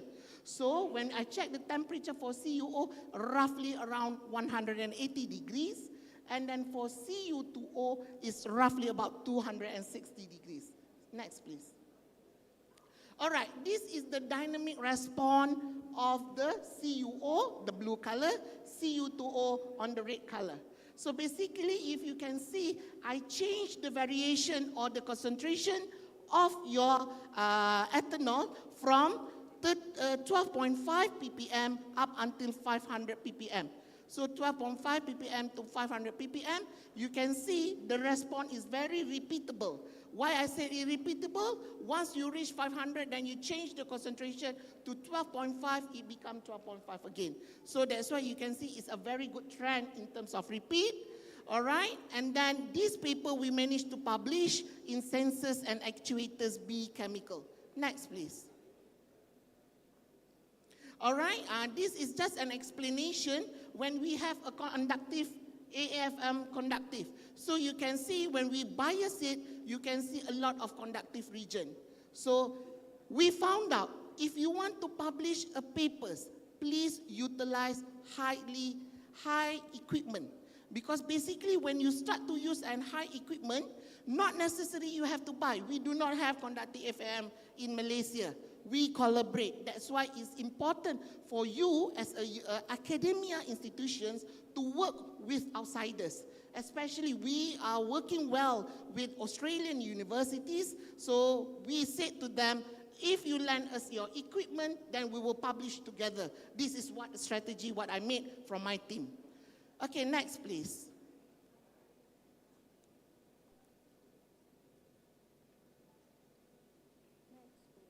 Okay, right. Before this, I'm talking about electrodeposition, sputtering techniques, needs a lot of expensive gadget. Guys, what I'm going to show you is a very simple. Actually, you can do it in your institution. Tak mahal. Benda ini percuma saja Bapak. Okay, selalu bila saya cakap orang kata mahal. Ini percuma aja Bapak. Student saya boleh publish dalam jurnal impact factor more than 15 impact factor. Okay, ini senang, ini mudah. Itu sebab saya bukan nak ajar, kita saling sharing. Sharing is caring. This is what we call anodization. Anodization. Any one of you have worked with anodization before? Anodization ni kalau pernah belajar di SME, sekolah menengah dipanggilnya apa? SMA. Okay, kalau pernah belajar di sekolah SMA, you all pernah belajar kan? Kita namakan dia hydrolysis, where you put two electrodes, basically you have an electrolyte, and then kita akan nampak, itu kita panggil electroplating. Katakan ada gold, kita ada cincin, okay, lepas tu kita nak plate dengan gold, kita buat electroplating. Actually, scientists have found out, you change the polarity of you punya electrode, you come out with anodization technique. Anodization ni very simple. Tak mahal pun ibu, tak mahal bapa. Ini saja yang saya pakai. Boleh dapat impact factor 15. Okay? So apa yang saya buat di sini adalah buat dua ini saja. Kita ada satu working electrode and then we do have counter electrode. Working electrode has to be foil. In here, I'm using foil niobium. Niobium je sikit ada mahal. Okay, tapi tak mahal sangat, boleh beli, boleh mampu. Kalau dalam Malaysia ringgit, satu niobium costly about 1,500 ringgit. Okay, boleh pakai untuk 30 ke 50 kali. Okay, apa beza dia? Ini dia beza dia. Kalau nak buat nanoporos, if you want to come up with a nanoporous structure, I will show you kejap lagi what is nanoporous. Okay, you need to use ammonium fluoride. If let's say you want to make a nano channel, you can use potassium phosphate. Boleh ambil ibu resepinya, saya halalkan. Okay, kembangkan, ambil ibu, tak ada masalah. Alright, teruskan. So basically, next, daripada simple method begini, kita dapat ini. This is what we call nanoporous. This is what we call nanoporous. The foil, satu lapisan foil, you dip inside the electrolyte, you put some bias, you will see like this. You nampak tak dia macam, if kita mandi, kita ada pakai sponge. Sponge kan ada holo banyak, ada lubang-lubang. So this is what making lubang dekat dalam situ. Why it is very important untuk gas sensor? Because if you have many holes, the gas will go diffuse in your foil. So you will increase the performance of the gas sensor. So this is very good process. So basically, when I showed this to Melbourne University and they start laughing, they said that they need a very expensive equipment, but scientists in other countries can get just spend roughly about 2,000 ringgit Malaysia to get this one. So you can do it. Okay, you can do it as well. Next please. Ada masalah lagi kalau ibu? Ada masalah, ada masih berbaki. Okay, these are the setup for gas sensor. Very simple. Basically, you need a synthetic air and hydrogen. And then this is our testing chamber. So you have a chamber. Then when you purge your gas here, and then you're going to see a result. Next, please. Okay, these are the results that we got. Basically, kita tengok pada different concentration, different thickness of the porous. This is 1 micron, the green color. The red color is 2 micron. So basically, you see it repeatable as well. So with that, we managed to publish this paper in electrochemistry communication. All right? Next, please. Next. This is something wonderful. Belum ibu tadi. Okay. Yang ini, nano channel. Nano channel memang susah nak buat. But anodization, the similar technique. We do not change anything. Setup is the same thing. We only change the chemical. Previously, we are using ammonium phosphate. Now we change to potassium phosphate. Okay? So what we did is basically we come out with nano channel. You see? Nano channel. Buat tadi je. You do not have to buy 1,000, 1 million, 2 million equipment. You just use that simple setup, you manage to get ini. And you can publish lagi tinggi impact factor dia. Next please. We use this one for application for dye-synthesized solar cell. Next please. So you can see the current. Basically for 10 micrometer nanochannel, it can produce up to 4.48% of. Just now when we do electrodeposition PN junction is only 1, here is multiplied by 4 times, which is something very good. Okay, next please. I'm going to finish after this. This is my last, I guess this is my last step, last slide. Next please. Okay, I would like to acknowledge to all the professors, to all the universities working with us, University of Sydney, Queensland University of Technology, RMIT, UITM, University Malaya, and to all of the staff of College of Engineering, University Technology Mara. Currently, for this year, we start to work with Polytechnic Negeri Ujung Pandang. Where is Dr. Dharma? Where is Dr. Dharma? Okay, we already published 2 papers together, right, Dr. Dharma? Okay, but working with Dr. Dharma is basically, we would like to get, to check in terms of using chemometric analysis, spectroscopy.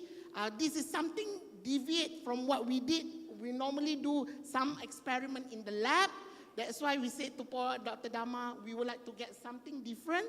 So she is expert in terms of chemometric. So we work with her, and then alhamdulillah. Okay, that's why my message is very simple. You need a collaborator. We in UITM also, we need a collaborator. We cannot work in silo. You cannot work in university-centric or institution-centric.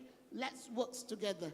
Wabillahi taufiq wa hidayah. Assalamualaikum warahmatullahi ta'ala wabarakatuh. Thank you so much, Prof. Sabirin.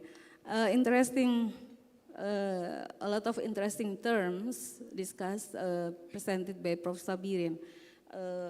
Let me read, especially anodized nano, nanoporous, nano Cooper, nano, and a lot of nanos. We will discuss about that, yeah.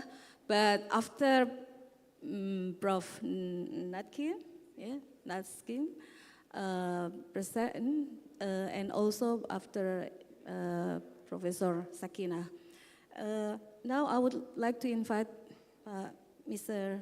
Naskin to present her topics, please.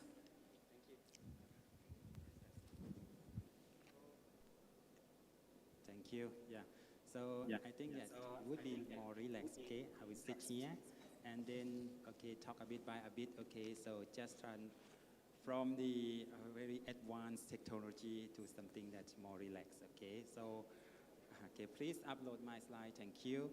Okay, first of all, thank you for introducing my background. Okay, and again, so thank you very much. Yeah, for your very welcome hospitality, me to this conference. Okay, so thank you that to invite me as one of the keynote speaker of this conference. Okay, so the first international multidisciplinary,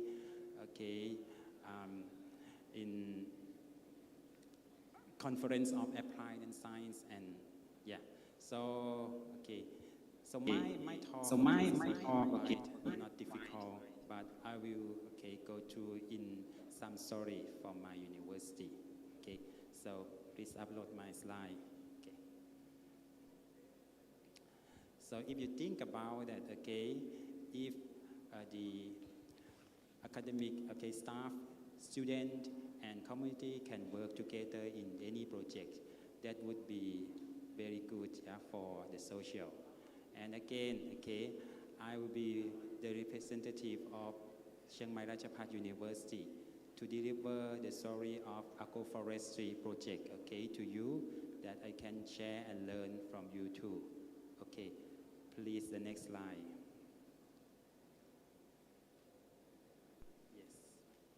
Okay, I'll start, how that this agroforestry project comes, and how can give you some basic information of the agroforestry in the northern region of Thailand.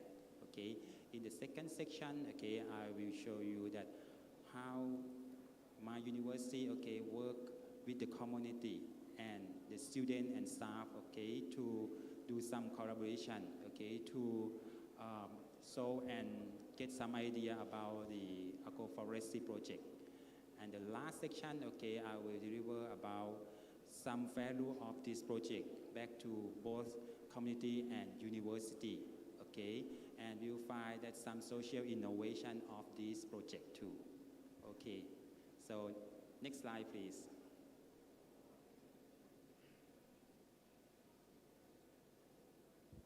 Yeah. So, okay, we start from the map of Thailand, okay, on your right side, okay. On the top of the map, you can see that this is the northern region of Thailand in the red circle.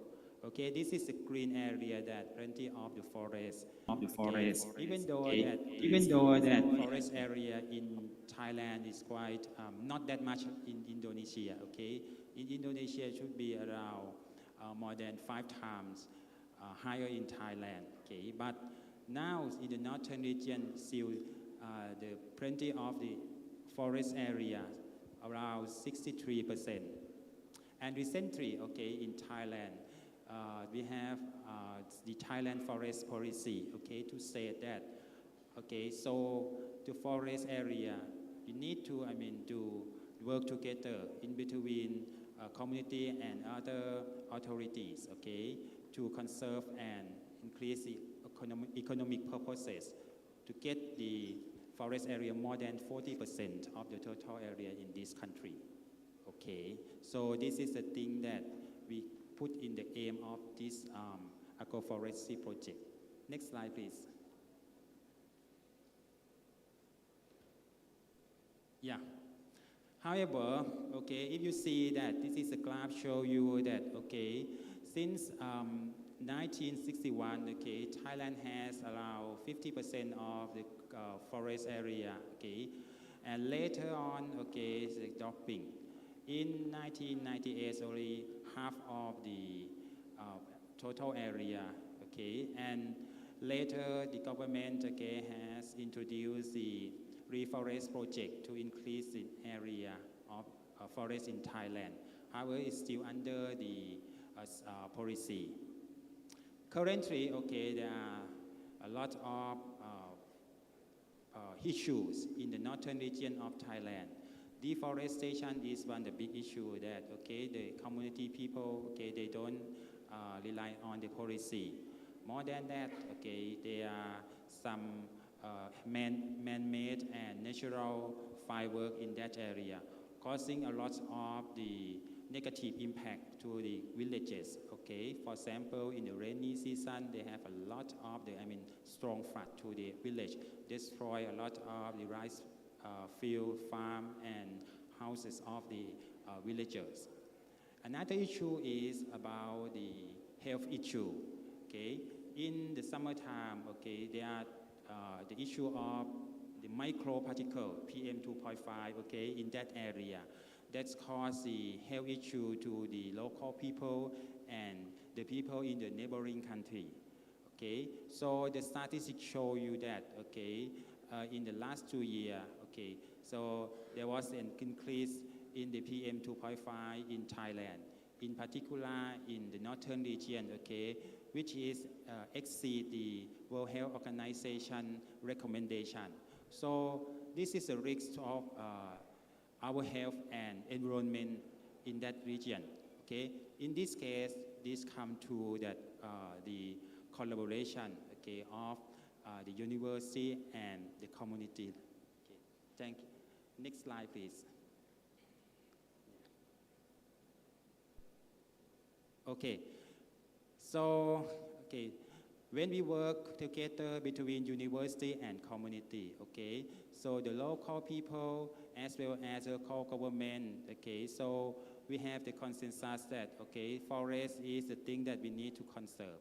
In this case, okay, this area is just like the origin of everything to our life, okay. So if you see that, okay, this is the diagram show you that different, parts of the forest in just general, okay. So for the hill evergreen forest, this is a very high land that we need to conserve, okay. And just lower that, okay, this watershed area, this is the origin of water to supply agriculture and village.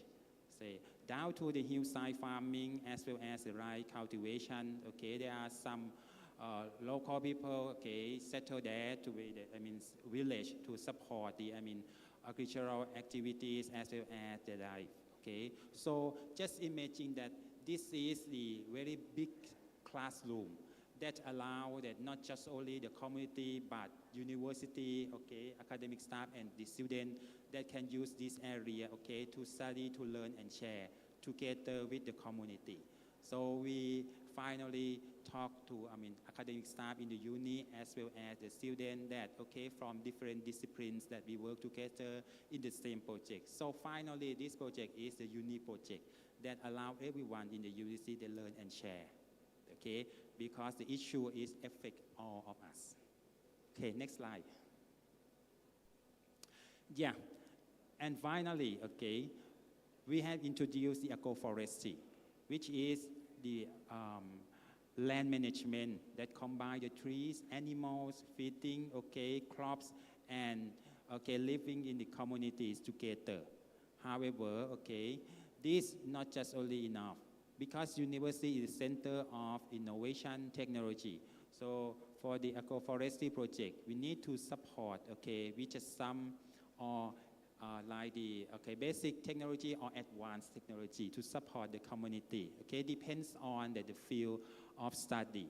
Okay, that can create more diverse, productive, okay, profitable, healthy, and sustainable land use system for community. So this is the thing that university is at the background. Okay, again, this project also supports the sustainable development of UN.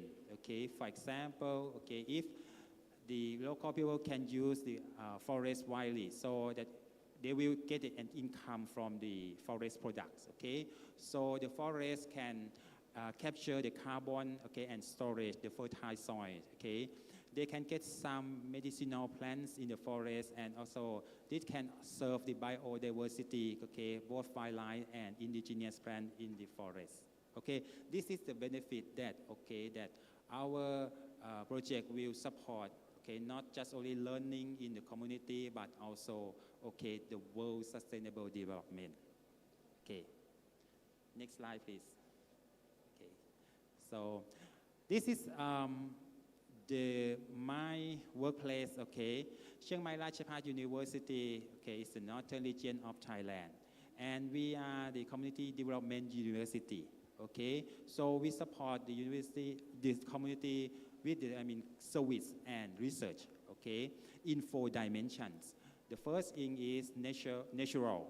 Second one is economy, well-being, and social, okay. And recently, we have established the university center. We call this center as Social and Science Learning Center, okay. This center aims to service and learning, support the service learning to students, okay, allow the academic staff and students to do the service to community, to empowerment them to be a part of the social development, okay. So this is the thing that, okay, we have the big learning space for everyone in the university, not just only in the university area, but across to the community. Okay, next slide, please. Yeah. Just brief, okay, about the service learning. So service learning is the thing that combine, okay, community service. Okay, this is part of university should do, and again, learning of the student. Okay, we combine 2 things together. Okay, the first thing is the collaboration with the community. So we need to find that what's, the pain point that the community needs in general. Okay, we bring this 10 point back to the university. Okay, discuss with our staff and then go back to the community. Okay, we also allow the student to work in the part of this project. The thing is, because there are many students from different disciplines, so they need to work into each other. Each student has their skills and their knowledge from their study. Okay, so how can they, work with other students in different disciplines, work with the community, and as well under the supervision of the academic staff. Okay, so this is the thing that we need, that, okay, the students not just only learn in the classroom, okay, and read the text, but they need to work with the community, try to transfer the knowledge from the textbook into the real world. This is the thing that we need from the service learning. Okay, And the last thing is about the reflection. So after the activity, okay, happening in the community, so the student, okay, and the academic staff, as well as the local people, they should reflect, okay, what they get from this project, okay, what they can improve, okay, the community after they, okay, run the project, okay. So we monitor that, okay, by getting some reflections of these participants, okay. So this is the service learning that not just only agroforestry project, but all projects, okay, in your university. If you work with the community, you can apply for the title, okay. Depends on that, the understand of all academic staff in the university and student. Okay, next slide, please. Okay. So I show you that this is the agroforestry, okay, project that, okay, the first thing that we bring the community together, okay, to engage in the project, okay. So students, okay, academic staff and researchers, okay, work together, okay, to define what activity we should do, okay, to make the social better, okay. For example, some students, okay, they learn about the biology, okay. They usually go to the forest to do the biodiversity survey, okay. They have the record, okay, wildlife and everything, okay. This is the thing that they like. We also support, okay, for some students, okay, they work with the community, okay, to protect the forest by making some forest, defense, okay. So that in the summertime, okay, if a high temperature, that's the reason that they can monitor that, okay, the forest fire easily, okay, and then avoid the fire to destroy the village.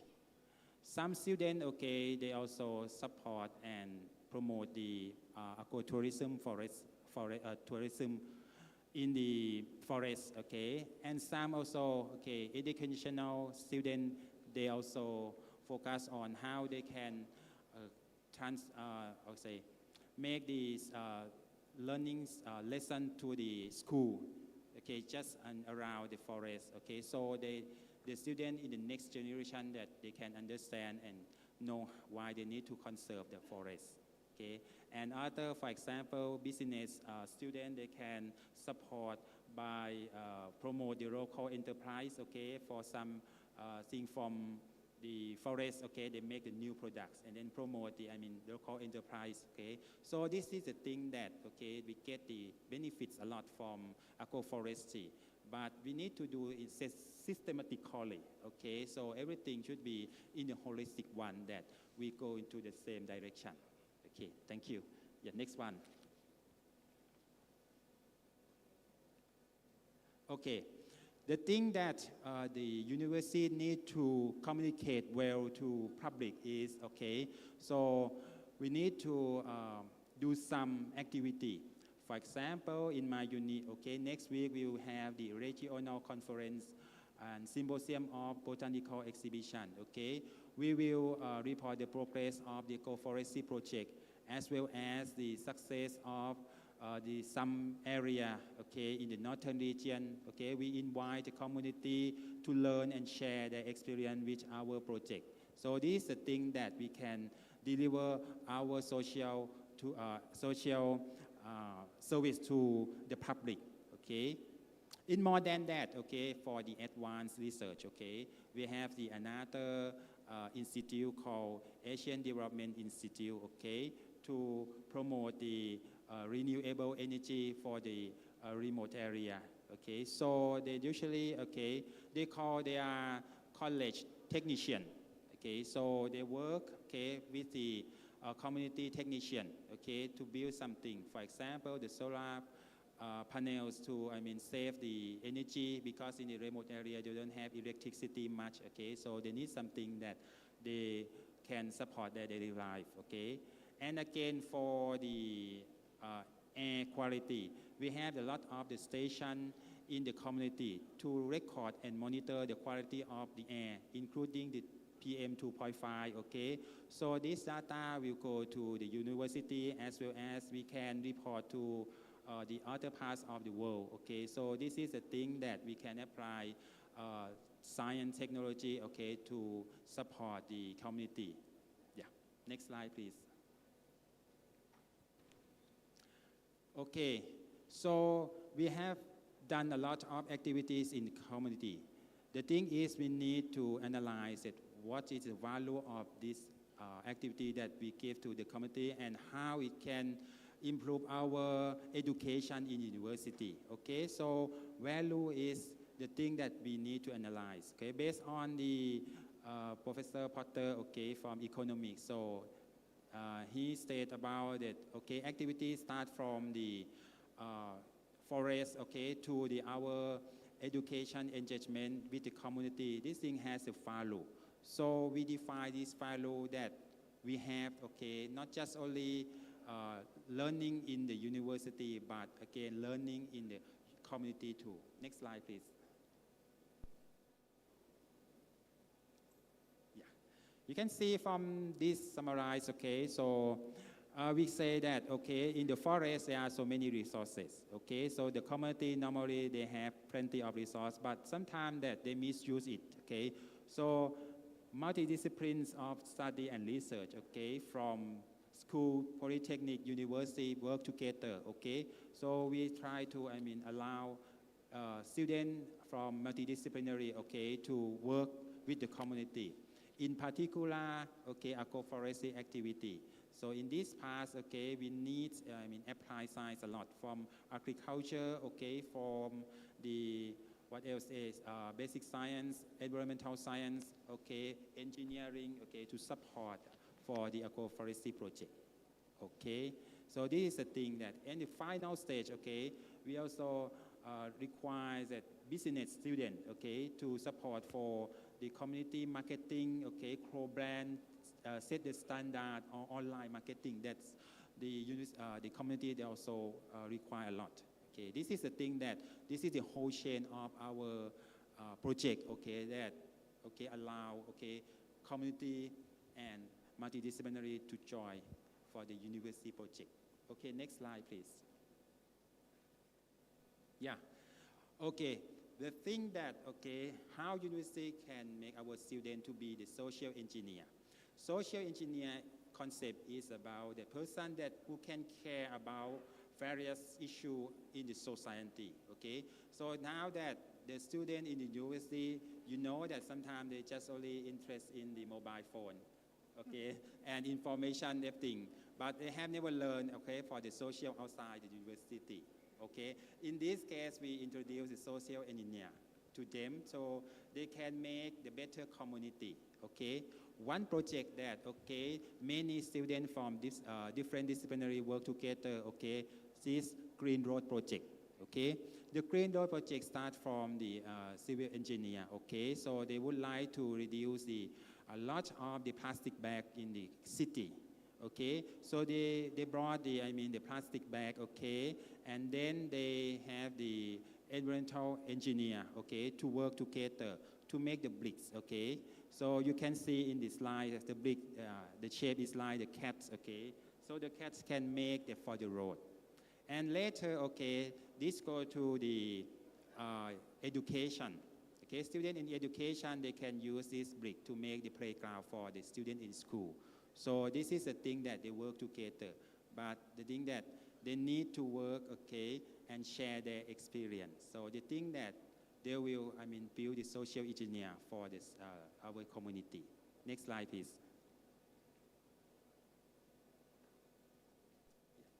Next one, please. Just okay. We also share our project to other countries, okay, and other universities, okay. So, for example, we choose Bhutan as one of our partners, okay, to share because Bhutan is the country that has a carbon negative and has plenty of forests, okay. So, for Bhutan, okay, so we share about the agroforestry tourism, product development, and solar energy, renewable energy to the country, okay? So we have learned from each other. So how can we conserve the forest like in Bhutan? Why this country has a negative carbon emission? And in Thailand as well as here in Indonesia, okay? So we have a lot of collaboration that we can work and learn and share together. Next slide, please. Okay, so my university may be not the research-based university, but we also, concerned about the sustainable development. Okay, so we were with one of the first rank in the Rajabhat University to be the university to sustain the community. And we also will progress our project, okay, to be a part of the world, okay. So each year we have the report, okay, annual report to community, to the province, and to the government, okay, about our activity that work with the communities. Okay, next slide. And the last one, okay, I would summary, okay, give you summary for my talk, okay. So forest is just one issue, okay, raised from the community, okay. The main things is about how can work, okay, with community, university students, staff, okay, everything also concerned about the social issue or not, okay. And again, the university need to support, okay, not just only the budget, but only allow us to work with the community, because we need a lot of multidisciplinary to work together, learn and share, because social issue is not just like the simple problem that we can use just only one disciplinary to solve it, okay. So in this case, we finally, okay, get the community development as well as achieved by addressing the the service learning and social engineer, okay, is a part of our student, okay, to fulfill their disciplines, okay. Thank you very much for your listening.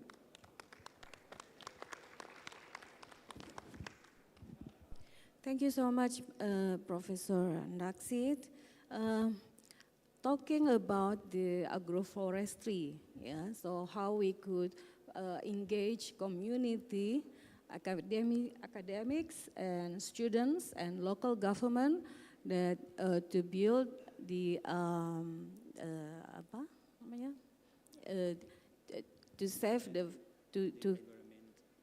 save the environment, and then to change into local products that to be in entrepreneur. So actually, you said about how to the students to be social engineer. Yeah. Also, maybe how students to be social entrepreneur. Yeah, because at the end, you produce some local products. Yeah, because of the agroforestry. So the students to be social engineer and also social entrepreneur.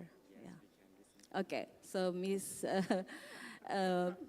Dr. Sakina Sukri, of course, will talk about that. Okay, so thank you very much, Dr. Naksit.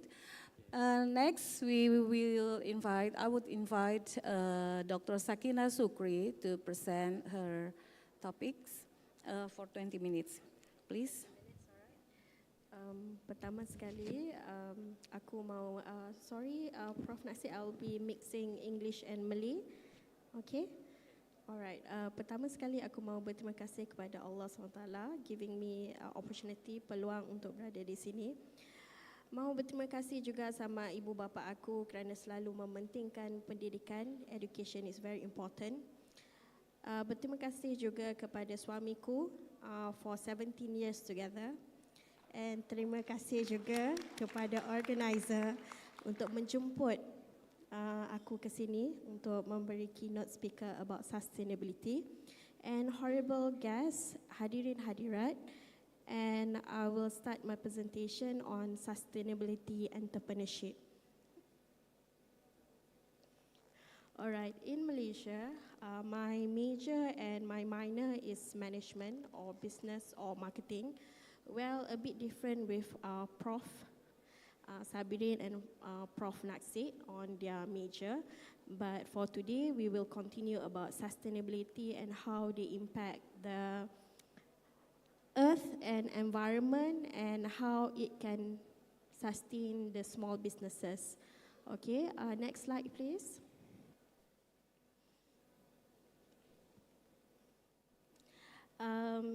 Everyone know what is entrepreneurship. It's about business, and it's about how we want to make sure that we are caring about the environment and also getting profit. Okay, doesn't mean that if you don't care about the environment, it doesn't mean that you are using more things sustainability, doesn't mean that you can't get profit for your business. Some people, they think that by providing paper plastic for your business, for example, they won't get more money or more profit. But as an individual, had you thought about the environment when you do business? So something to ponder, like we should help the environment as well, not just thinking about the profit, but we need to think about the environment. So that's the major thing about this presentation. Next slide, please. Yeah, so as an individual, or if any of you are planning to do business later on, maybe you need to think about the social responsibility orang di kelilingin kita, our environment, and also how to do profit for our business. So next slide, please.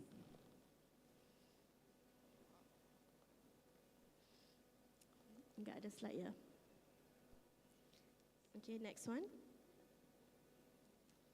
So businesses, when they do sustainability, they need to understand how to create job, innovation towards their businesses and community, and also the things that can help the environment. When we are thinking about sustainability, benda yang boleh membantu persekitaran kita ataupun environment kita, sometimes we start to think about innovation. How to help the environment. For example, nowadays we can see people giving paper plastic bag or paper bag, or maybe they start giving paper bags, or they start giving reusable cups, or something that can always sustain the things that we are using daily. So as an individual or people who buying products from business, sometimes we need to help them as well, because businesses sometimes they are shy ataupun segan untuk memberi benda yang reusable. But sometimes we as individual, if we make it as an habit ataupun benda yang selalu kita buat, seperti contoh membawa bag shopping sendiri, ataupun kita membawa Tupperware sendiri, ataupun bawa kaltus sendiri, ataupun tidak menggunakan plastik, kita membantu perniagaan juga. Because sometimes, especially negara yang macam Malaysia, Indonesia, India, Sri Lanka, especially the emerging country, sometimes it's hard for us to practice sustainability. Sometimes it's hard. I'm not sure well, maybe we should question ourselves as well. Why is hard for us to practice sustainability? So it comes from ourselves, why it is hard. All right, next slide, please.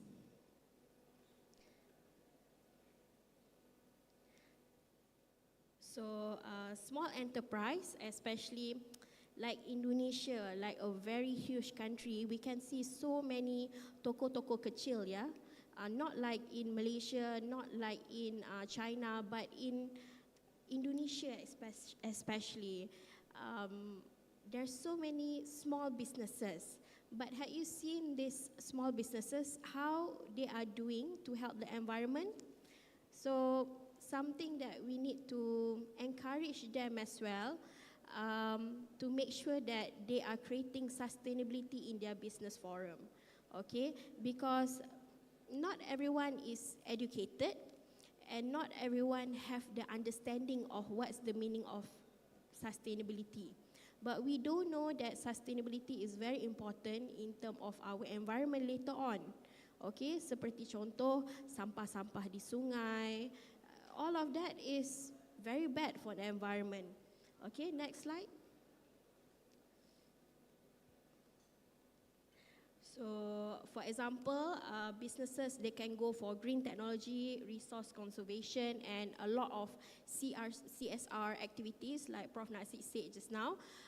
a lot of things that we can help the environment by doing activities, okay, sustainability activities, for example, planting trees, for example, reducing using the plastic, and for example, giving talks on sustainability. This is also another initiative of making people aware and reminding, because some people, they do know about sustainability. They do know, but they forgot. Okay, kita manusia, kita tak sempurna. Only God is perfect. So, we always forgot, okay? And sometimes we need reminder on how to help the environment, because this is future. It's not just for us. Next slide, please. So, entrepreneurship have a lot of challenges, okay? Especially toko-toko kecil di Indonesia, di Malaysia, they have very much challenges because it comes from the, honestly saying, from our mindset as well. Okay, for example, we go to shop, we buy something, we say, plastic ada tak? Okay, that's one of the thing that destroys sustainability because of our own current mindset. Okay, but if entrepreneur can do that and consumer can also help, maybe we can achieve this sustainability goal in the future. Next one. So innovation, environment, resource is also a sustainability topic that we need to understand. Next one. So there's many examples of successful entrepreneurship, but most of them come from developed country. Sorry to say, but developed country have a lot of good case study for sustainability type of models, okay? Next slide.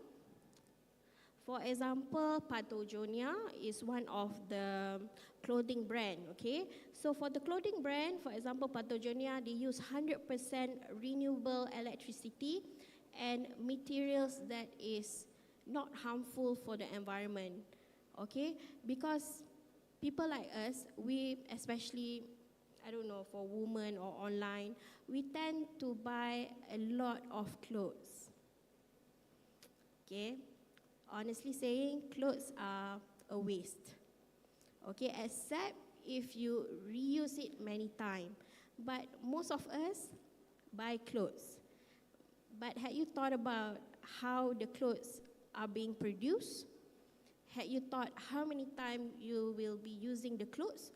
And there are a lot of people that only buy clothes just to wear it once. That's not sustainable. All right, so something that we need to also ponder upon ourselves. So next slide, please.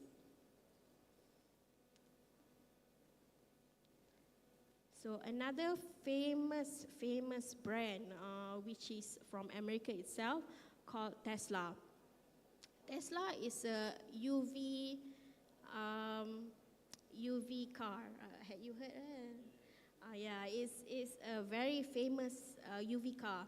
And especially on a developed country, UV car is something very common. Okay, UV car ni ada di luar macam mobil biasa. Not like in emerging country that is still struggling to accept UV car, EV car, alright? But countries like US, Poland, UK, Australia, having EV car is getting better. And we understand that electric car is better than gas in terms of caring for the environment. So next slide. In terms of Tesla as a business, they always think about the environment, product, their employees, and also their supply chain, how they can make sure that they are not harming the environment. All right, next one. So this is another example of why Tesla is doing it. For example, they are using solar panels for their supply chain, their manufacturing company, in order to conserve energy. Next one. And this is a typical and a very good example from my country. It's a small businesses that sells lip balm and deodorant, okay? I'm not sure if any of you are familiar with this, but they use the packaging in a paper type, and the ingredient is also environmental friendly, organic, okay? Most of us don't really buy this type of stuff, maybe because it is more expensive or it's hard to find. But as a consumer, if you have choice to save the environment or to be more friendly, maybe this type of things, for example, EV cars, natural product is a very good initiative for us to help the environment. So next slide. So this is the university that I'm working for. Okay, a bit late to introduce. So this is the university that I'm working for. It's a private university, but alhamdulillah, it's already MOU with Hanadia University. And it's a private university, and I'm proud to say this is #1 university for sustainability. Okay, so I hope UiTM will not catch, or maybe it's good, because we need to take care of the environment. One of the things that I'm impressed of my university, next slide, they have a lot of initiative. For example, solar panels for their energy. And secondly is the latest thing that they had plot is the electric vehicle charging point. Okay, which most university in the emerging country, they don't have that. Okay, maybe because it costs a lot. And second, like I said, not many people are using EV cars, especially emerging countries. But maybe in the future, by doing this initiative, people would motivate to use EV cars because they think, in the university we have that EV, so I can buy EV cars. So it depends on the consumer perception again. So next. So this is UN SAP as well on sustainability on the countries. Next slide. So that's all. Next slide. So of course, government is always the major encourage for sustainability as well, but waiting for government encouragement is sometimes sometimes not too encouraging. So maybe we as individual, we need to initiate it first, rather than just waiting for government help. I think we as individual, we can think of how to help the environment, not just waiting for help. Because waiting for help sometimes just demolish everything. All right, next slide. So this is the goals. Next slide. So collaboration and networking is very important to give understanding on sustainability. And small businesses, they can always look into businesses that had done this sustainability activity because maybe they can learn from them. Okay, next slide. So in conclusion, sustainable entrepreneurship holds the key to a better future for our planet, which is very true because waste is too much. Okay, sometimes being a human, we consume so much waste and it will harm our future later on. So let us take action to become a better consumer for sustainability. So that's all for my talk today. Thank you so much, Bu. Thank you. Thank you very much. Please give applause to our speakers. So we have heard all about the nanotechnology, nanoporos, nano Cooper, and a lot of nanos technology. And also we have heard about the agroforestry, how we can engage community, academics, and also students, local government to save the environment, and also how to make the students to be social engineer and social entrepreneur at the end by producing local product as a result of the agroforestry.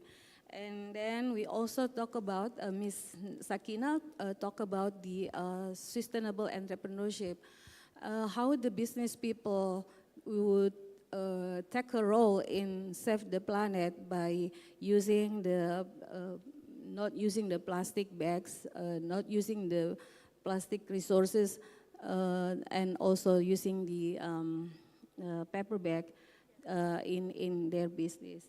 So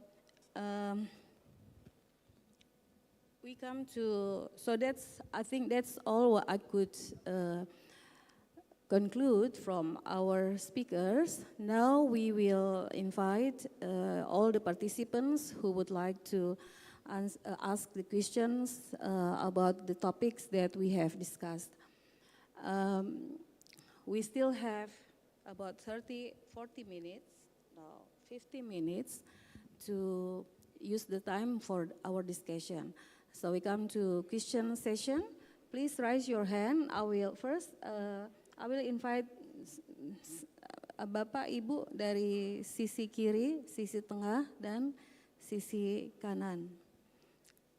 Oke, panitia tolong Bapak dikasih mic.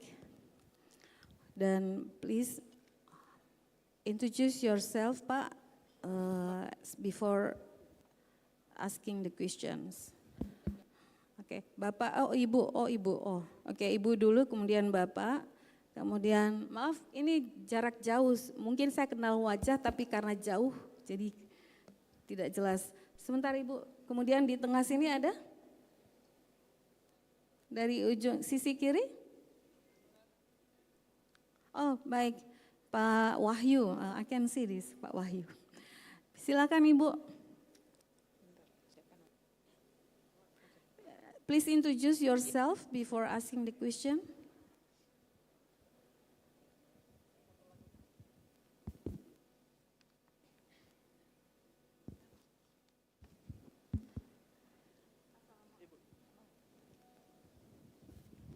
Cek, oke.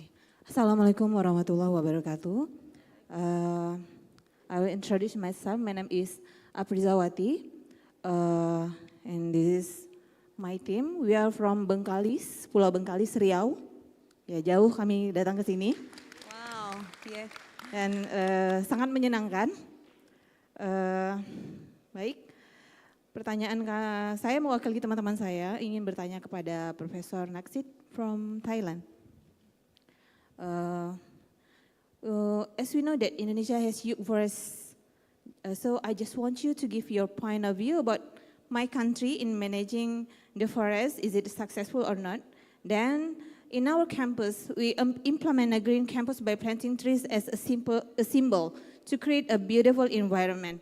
Even though we don't have a forestry department here, what steps do you think we take in creating social engineers for students to facilitate our dreams without disrupting the existing? Okay, so sustainability is not just like the project, okay, start and then finish, and then you get sustainability and then done everything.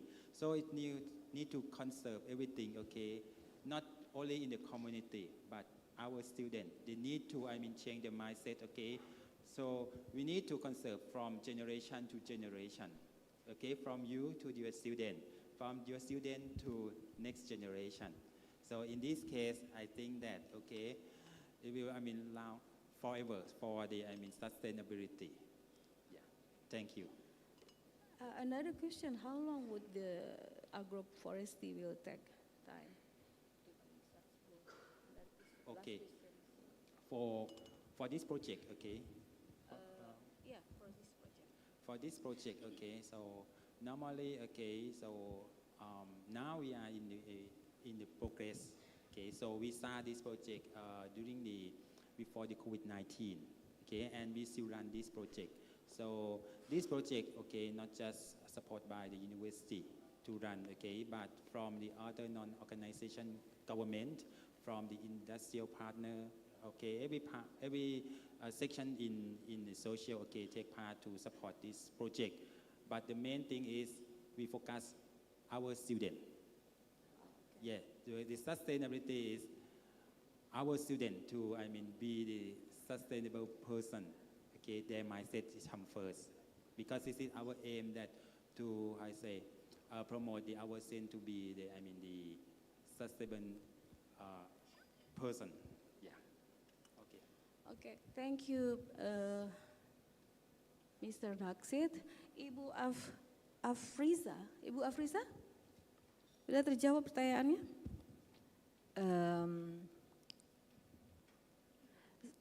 Yeah, I just confused how long it means that we need to focus on students, right? So, so in your project, is there like security for check all their activities? Maybe the lecturer or the who? Yeah, do you have organization to control their activities in your, like a supervisor?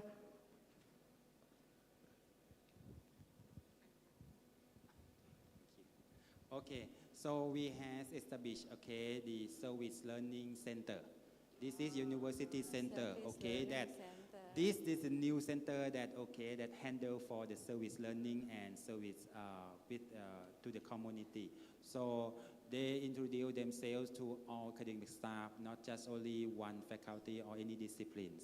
They allow the students to, be the members, okay? So students from different disciplines can work together. They have the special program to train the student to be, the first thing is about to be the social engineer.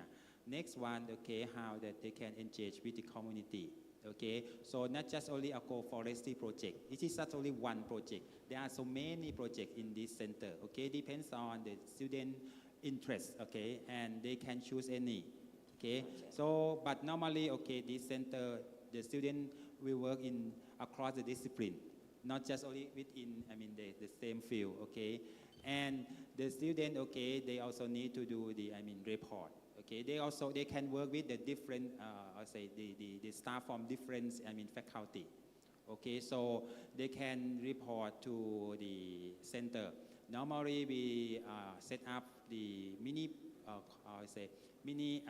presentation for the student. Okay, for each academic year, they go back to, the presentation. They can save for the credit for the student activity credits too. Okay. Yeah.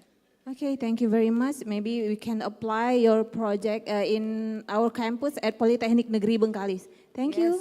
Yes, thank you Ibu Afriza, jauh-jauh dari Pulau Bengkalis. Selamat datang di Makassar, ibu-ibu dari Bengkalis. Baik, next question from, silakan Pak. Bapak, silakan. Okay. Thank you, moderator. Thank you for the time. My name is Haspan Murphy. I am a Nasional University student now, and also enterprises. And then the first thing for Associate Professor Naksit, at interesting things, talk about the agroforestry.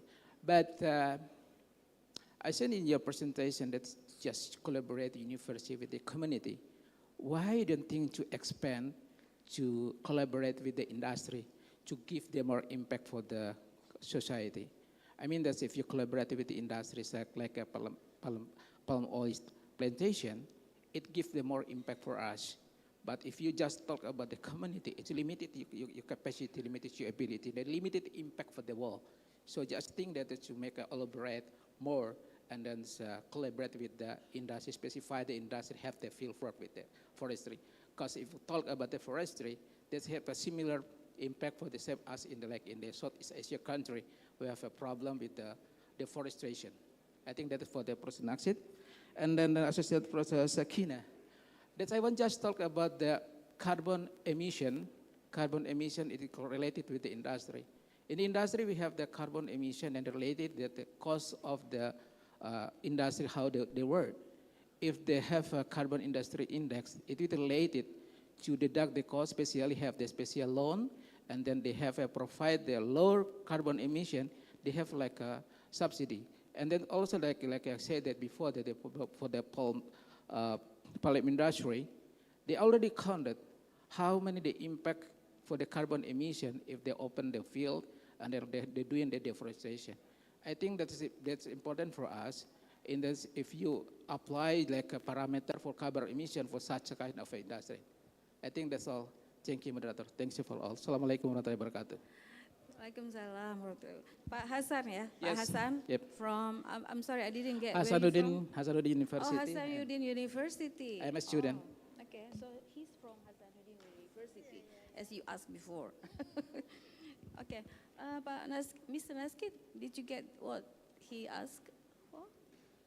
Okay, so normally, okay, thank you for the questions, okay. And in my opinion, okay, the thing that, okay, university and community, okay, normally, okay, because we just think about that, okay, the community, okay, some of their member, okay, be a part of our university. So this is their student, okay. So normally, if we can, okay, how to say, have any work or any collaboration with the community, so we can get the really good image of our university, okay? Because the university not just only research, okay, but isolate from the community. But we need to transfer something to community. So they also need the, how to say, support the lifelong learning to the community, okay? Not just, okay, in the academia. So lifelong learning is our student, academic staff, and the local people. They also need, okay, not just only some budget or some help from the government, but the thing that how they improve their quality of life by education. Yeah. So we can, how to say, implement this idea, okay, to work with industrial as well. So not just only community. Okay, for industrial, they have the specific purpose. Okay, they have the very, I say, very, say, relate to the research, more research than the community. So, because university is the center, okay, of knowledge, skill, and innovation. That's why that we need to, I mean, I say, try to, I mean, transfer our expertise to the social as much as we can. Okay, thank you. Okay, thank you, Mr. Naksit. Pak Hasan? Crystal clear, it's clear. Ibu Thank you, Mas. Sakinah. Pak Hasan tadi tanya pasal carbon Emission. Emission, Yes. and it's harmful for the Yeah, environment. yeah. I mean, that's carbon emission is related with the industry. I mean, that's currently to measure the carbon emission will be if the industry produces lower carbon emission, they have like a specific subsidies. I mean, like the loan, they pay lower, and then also the product, if they're dealing with the specific community, they will be more acceptable if they say that the carbon emission is lower than others. Yeah, based on the research as well, carbon dioxide is usually not harmful for the environment comparing to the normal gas that we're using for our vehicle. Okay, so by getting subsidies as well, for some country, it can motivate us as consumer to use these vehicles. Yep. But like I say, if the country start motivating EV charging, for example, like what I had in the university that I'm working for, that can always encourage people to start buying EV cars. Okay, because EV cars for emerging country is not that common due to it's hard to get charging, And second, maybe because of financial as well. Okay, EV cars doesn't cost that cheap comparing to normal cars or the smaller car version. But getting subsidy is always helpful for consumer. If we, especially in Malaysia, we already have subsidy. I don't know if in Thailand, can you get subsidy if we buy EV, doctor? Nasi. In Thailand, you have that. Even in Malaysia, we do have, but because of the plug charger, not many people are thankful to buy EV cars. But it is the best if we can use EV car, because we all know that it can help the environment comparing to use gas or diesel. Yeah, but another issue is the high cost of battery. But with innovation, again, most probably we can achieve this goal because of innovation. Battery is getting better, so it's not that hard comparing to last time. So Pak, okay, so jawapannya Pak Hasan? More than less is enough. Thank you. Thank you so much. Thank you, Pak Bu Sakina. Thank you, Pak Hasan. Next question, please. Let me see the time. Keep the time. Pak Wahyu, silakan Pak Wahyu.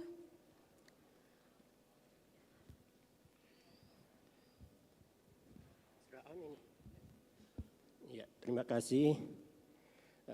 Saya Wahyu Budi Utomo dari Politeknik Negeri Ujung Pandang, Chemical Engineering Department. I would like to ask about this nano materials to Pak Sabirin, because I do a little bit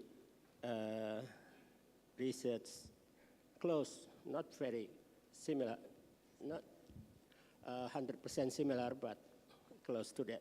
That is about corrosion, because it was mentioned before that the method to produce the pore and the channel, nano channel, is the reverse of electroplating. Is that correct? Yeah. So it means the process is the corrosion process, basically, because it is the reverse of electroplating. So my question is how to design the size, the diameter of this channel, and then what determines the shape or the shape. Like I want to produce the nanoporous like sponge, and the other things that we want to produce nano channel. So what determines that my process will produce sponge or nano channel, and how to limit? I like my channel, my nano channel this long and this diameter. That's my first question. And then the next one is about the oxide material. Is that material you're working on is for supercapacitor as well? So because I know that the supercapacitor is using two plates and then the semiconductor in between. Is that also applied to supercapacitor in your case? And one more, how to design as well that your oxide material, what is the base for your oxide material to sit on? Is it metal, is it polymer, or other material? Yes, thank you. Okay, thank you, Pak Wahyu. Please, Prof. Sabirin, answer the question, please. Salam Pak Wahyu. Thanks for that. I think it's quite a number of questions. I do not know whether I'm going to miss it or not. If I miss any questions, you just let me know. All right. Regarding about, you were asking how to decide the diameter, how to decide the nanoporous structure, and etc. Okay, when you do, this is what we call crude method. Crude method means something which is very crude way. You have to remember, when we become an engineer for materials, whether you go with high-end equipment, for high-end equipment, yes, you can control the diameter, you can control it. But this is a crude way. Crude way means something, macam mana saya mau bilang, dia buat benda tu dia akan jadi. It is difficult to control the diameter, the size for crude method. It is very difficult to control because naturally when we dip our fall in the electrolyte, so the potassium, the fluorines will going to eat that particular substrate.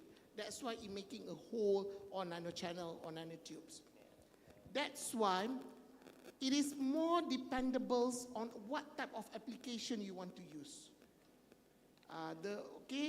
To control the diameter is quite difficult, but you need to know what sort of application you want to use. So when you fabricate something, at the end of the tunnel, you need to know apa jenis aplikasi, what type of application do you want to use. In my case just now, I show for solar cell, and the other one is basically for gas sensor.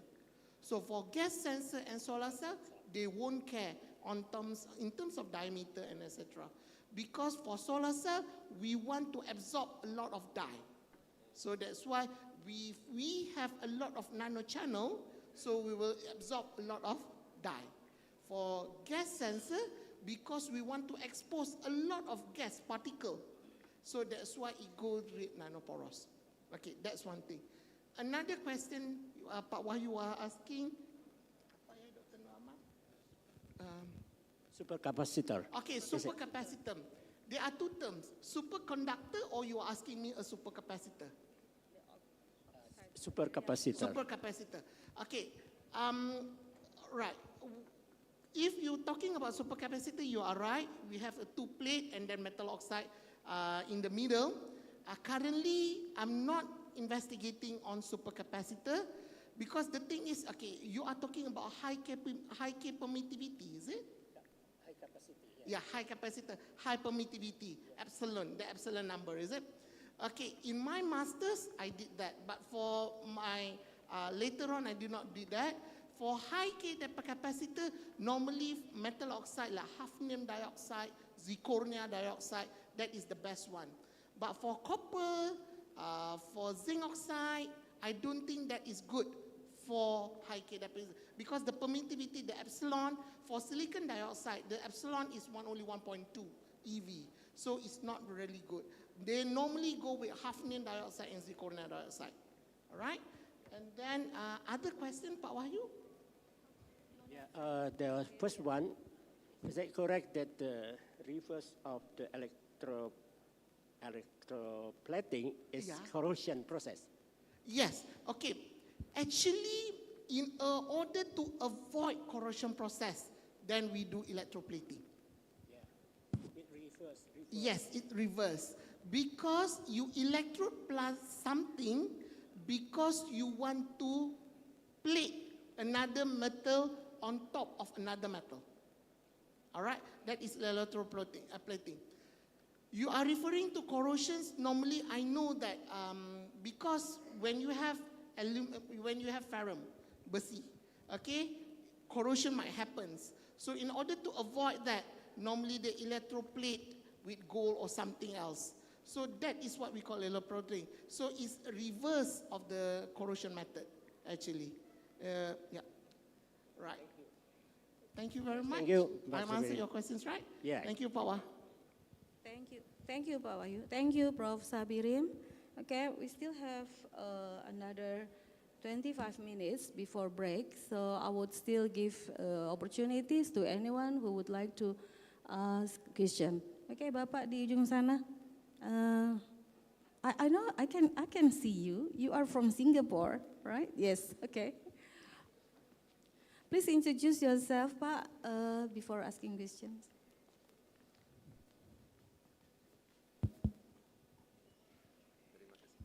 Okay. Selamat pagi. Pagi. Yeah. I am Pak Heng from Singapore Polytechnic. We are Singapore Polytechnic. Yeah. Terima kasih. Thank you. All right. So we first time for the conference and very interesting topic. Sorry, saya bahasa sikit-sikit. Yeah. Okay. To first speaker, professor from Malaysia. Prof. Sabirin. Prof. Diri. Yeah. Sabirin. Sabiri. Yeah. Can I just check because just now I was hearing several heavy metals like hafnium. This is zirconium. So from the environmental perspective, during the process of the experiments, is the toxicity being considered during the experiment? Yeah. And for our third professor, Ibu Sakina, yeah. The sustainability. Is there any correlation to the UN SDG, the United Nations Sustainability Development Goals? Yeah, correct. So just interested to know. Yeah, terima kasih. Thank you. Thank you, Pak Heng. Yeah. Prof. Sabirin, please. Yeah, thank you very much for the questions. Counterpartner from Singapore. So basically, the answers I'm responding, I'm responding to questions from the audience. Pak Wahyu just now related about supercapacitor. Yes, you are right. Hafnium and zirconium is a heavy metal, but it's not too the toxicness level of lead is much higher than both of them. But in my presentation, we were not discussing about hafnium and zirconia. So my presentation is basically we go with copper oxide, zinc oxide, and niobium pentoxide. Yeah, you are right in that. I'm just responding. Thank you, Pak.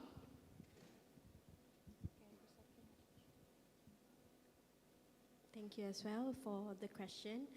The question was whether sustainability answer the UN SG goals that we are also looking into. Is it okay if we open back my slide? Because actually I skipped the last slide, which is to answer the UNSG's goal. So, the next slide after this. Yep. So, it's answering the SDG goal. I skipped the slide because I'm taking so much time, but well, sustainability is answering this SDG goal. I'm sure Pak also know about this initiative. So, of course, understanding sustainability, for example, caring for the environment, using less plastic to care about life on land or life on below water is also another initiative that we need to always look into. So, answering the SDG goal, I have this slide just for that. All right, thank you, Pak, for the questions. Thank you so much. Thank you. Thank you. Let's give applause to our speakers and our participants. Please, another person, another participant. Help, please. Pak.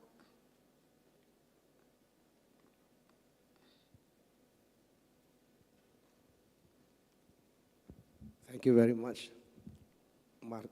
Let me introduce myself, Mark. I'm Martin Suryaputra from State Polytechnic of Samarinda. The first to Prof. Sabirin, the issue that you have explained about electrolysis, for example, will it be, is it still PNP basis for the solar panel? And if it is PNP basis, will it increase or improve the current from the current situation? Because the problem with the basis of electricity from the solar cell or the solar panel is that we have very little current. So it is okay, it is environmentally friendly, but in terms of electricity or in terms of the current, it is very small. So when you transfer the current into the, for example, the 2020 fault, you have a problem with, well, now my question is, does it improve in terms of speed for charging and for power generation or current generation specifically? Now, the second question, will it be useful or will it be applicable for the next, for example, electrolysis, meaning that we try to generate hydrogen from water in the future, okay? Now, to the second professor from Chiang Mai, my question is, the conservation area that you're talking about, does it have a problem with the government? Because in Indonesia, sometimes we have overlap permits for conservation. So for example, one area, okay, our government is now trying to work out which one belongs to which one by, we have the certification programs for the land at the moment in Indonesia. But the problem with conservation area is, in Indonesia, is still when we try to advise on the land use, we have problem with overlapping. Does it have a problem in Thailand? Okay. Now the third Ibu Sakina from Malaysia, for the small entrepreneur business, is it law enforcement? Is there a law enforcement by the government? Because in Indonesia, now, small scale business to big business, they are not allowed to use plastic anymore. But it is because the law enforcement from the government. But in the small scale business, they have been using massively still the plastic for wrapping. Thank you very much. Thank you, Pak Sarif ya? Pak Sarif? Pak Martin Surya Putra. Pak Martin. Pak Martin, oke. Yeah, from Polytechnic Samarinda. Thank you. Terima kasih Pak Martin from Polytechnic Samarinda. Pak Martin. Right, thank you very much, Pak Marlik. Martin. Okay, all right. I'm so sorry for the wrong pronunciation just now. Okay, the thing is, you were asking two questions. I believe the second question is for the fuel cells, right? You were talking about fuel cells. The first question you were talking about, all right, it's really true. We have renewable energy. It's an issue. It's not an issue because when you talk about renewable energy, we still cannot compete with charcoal.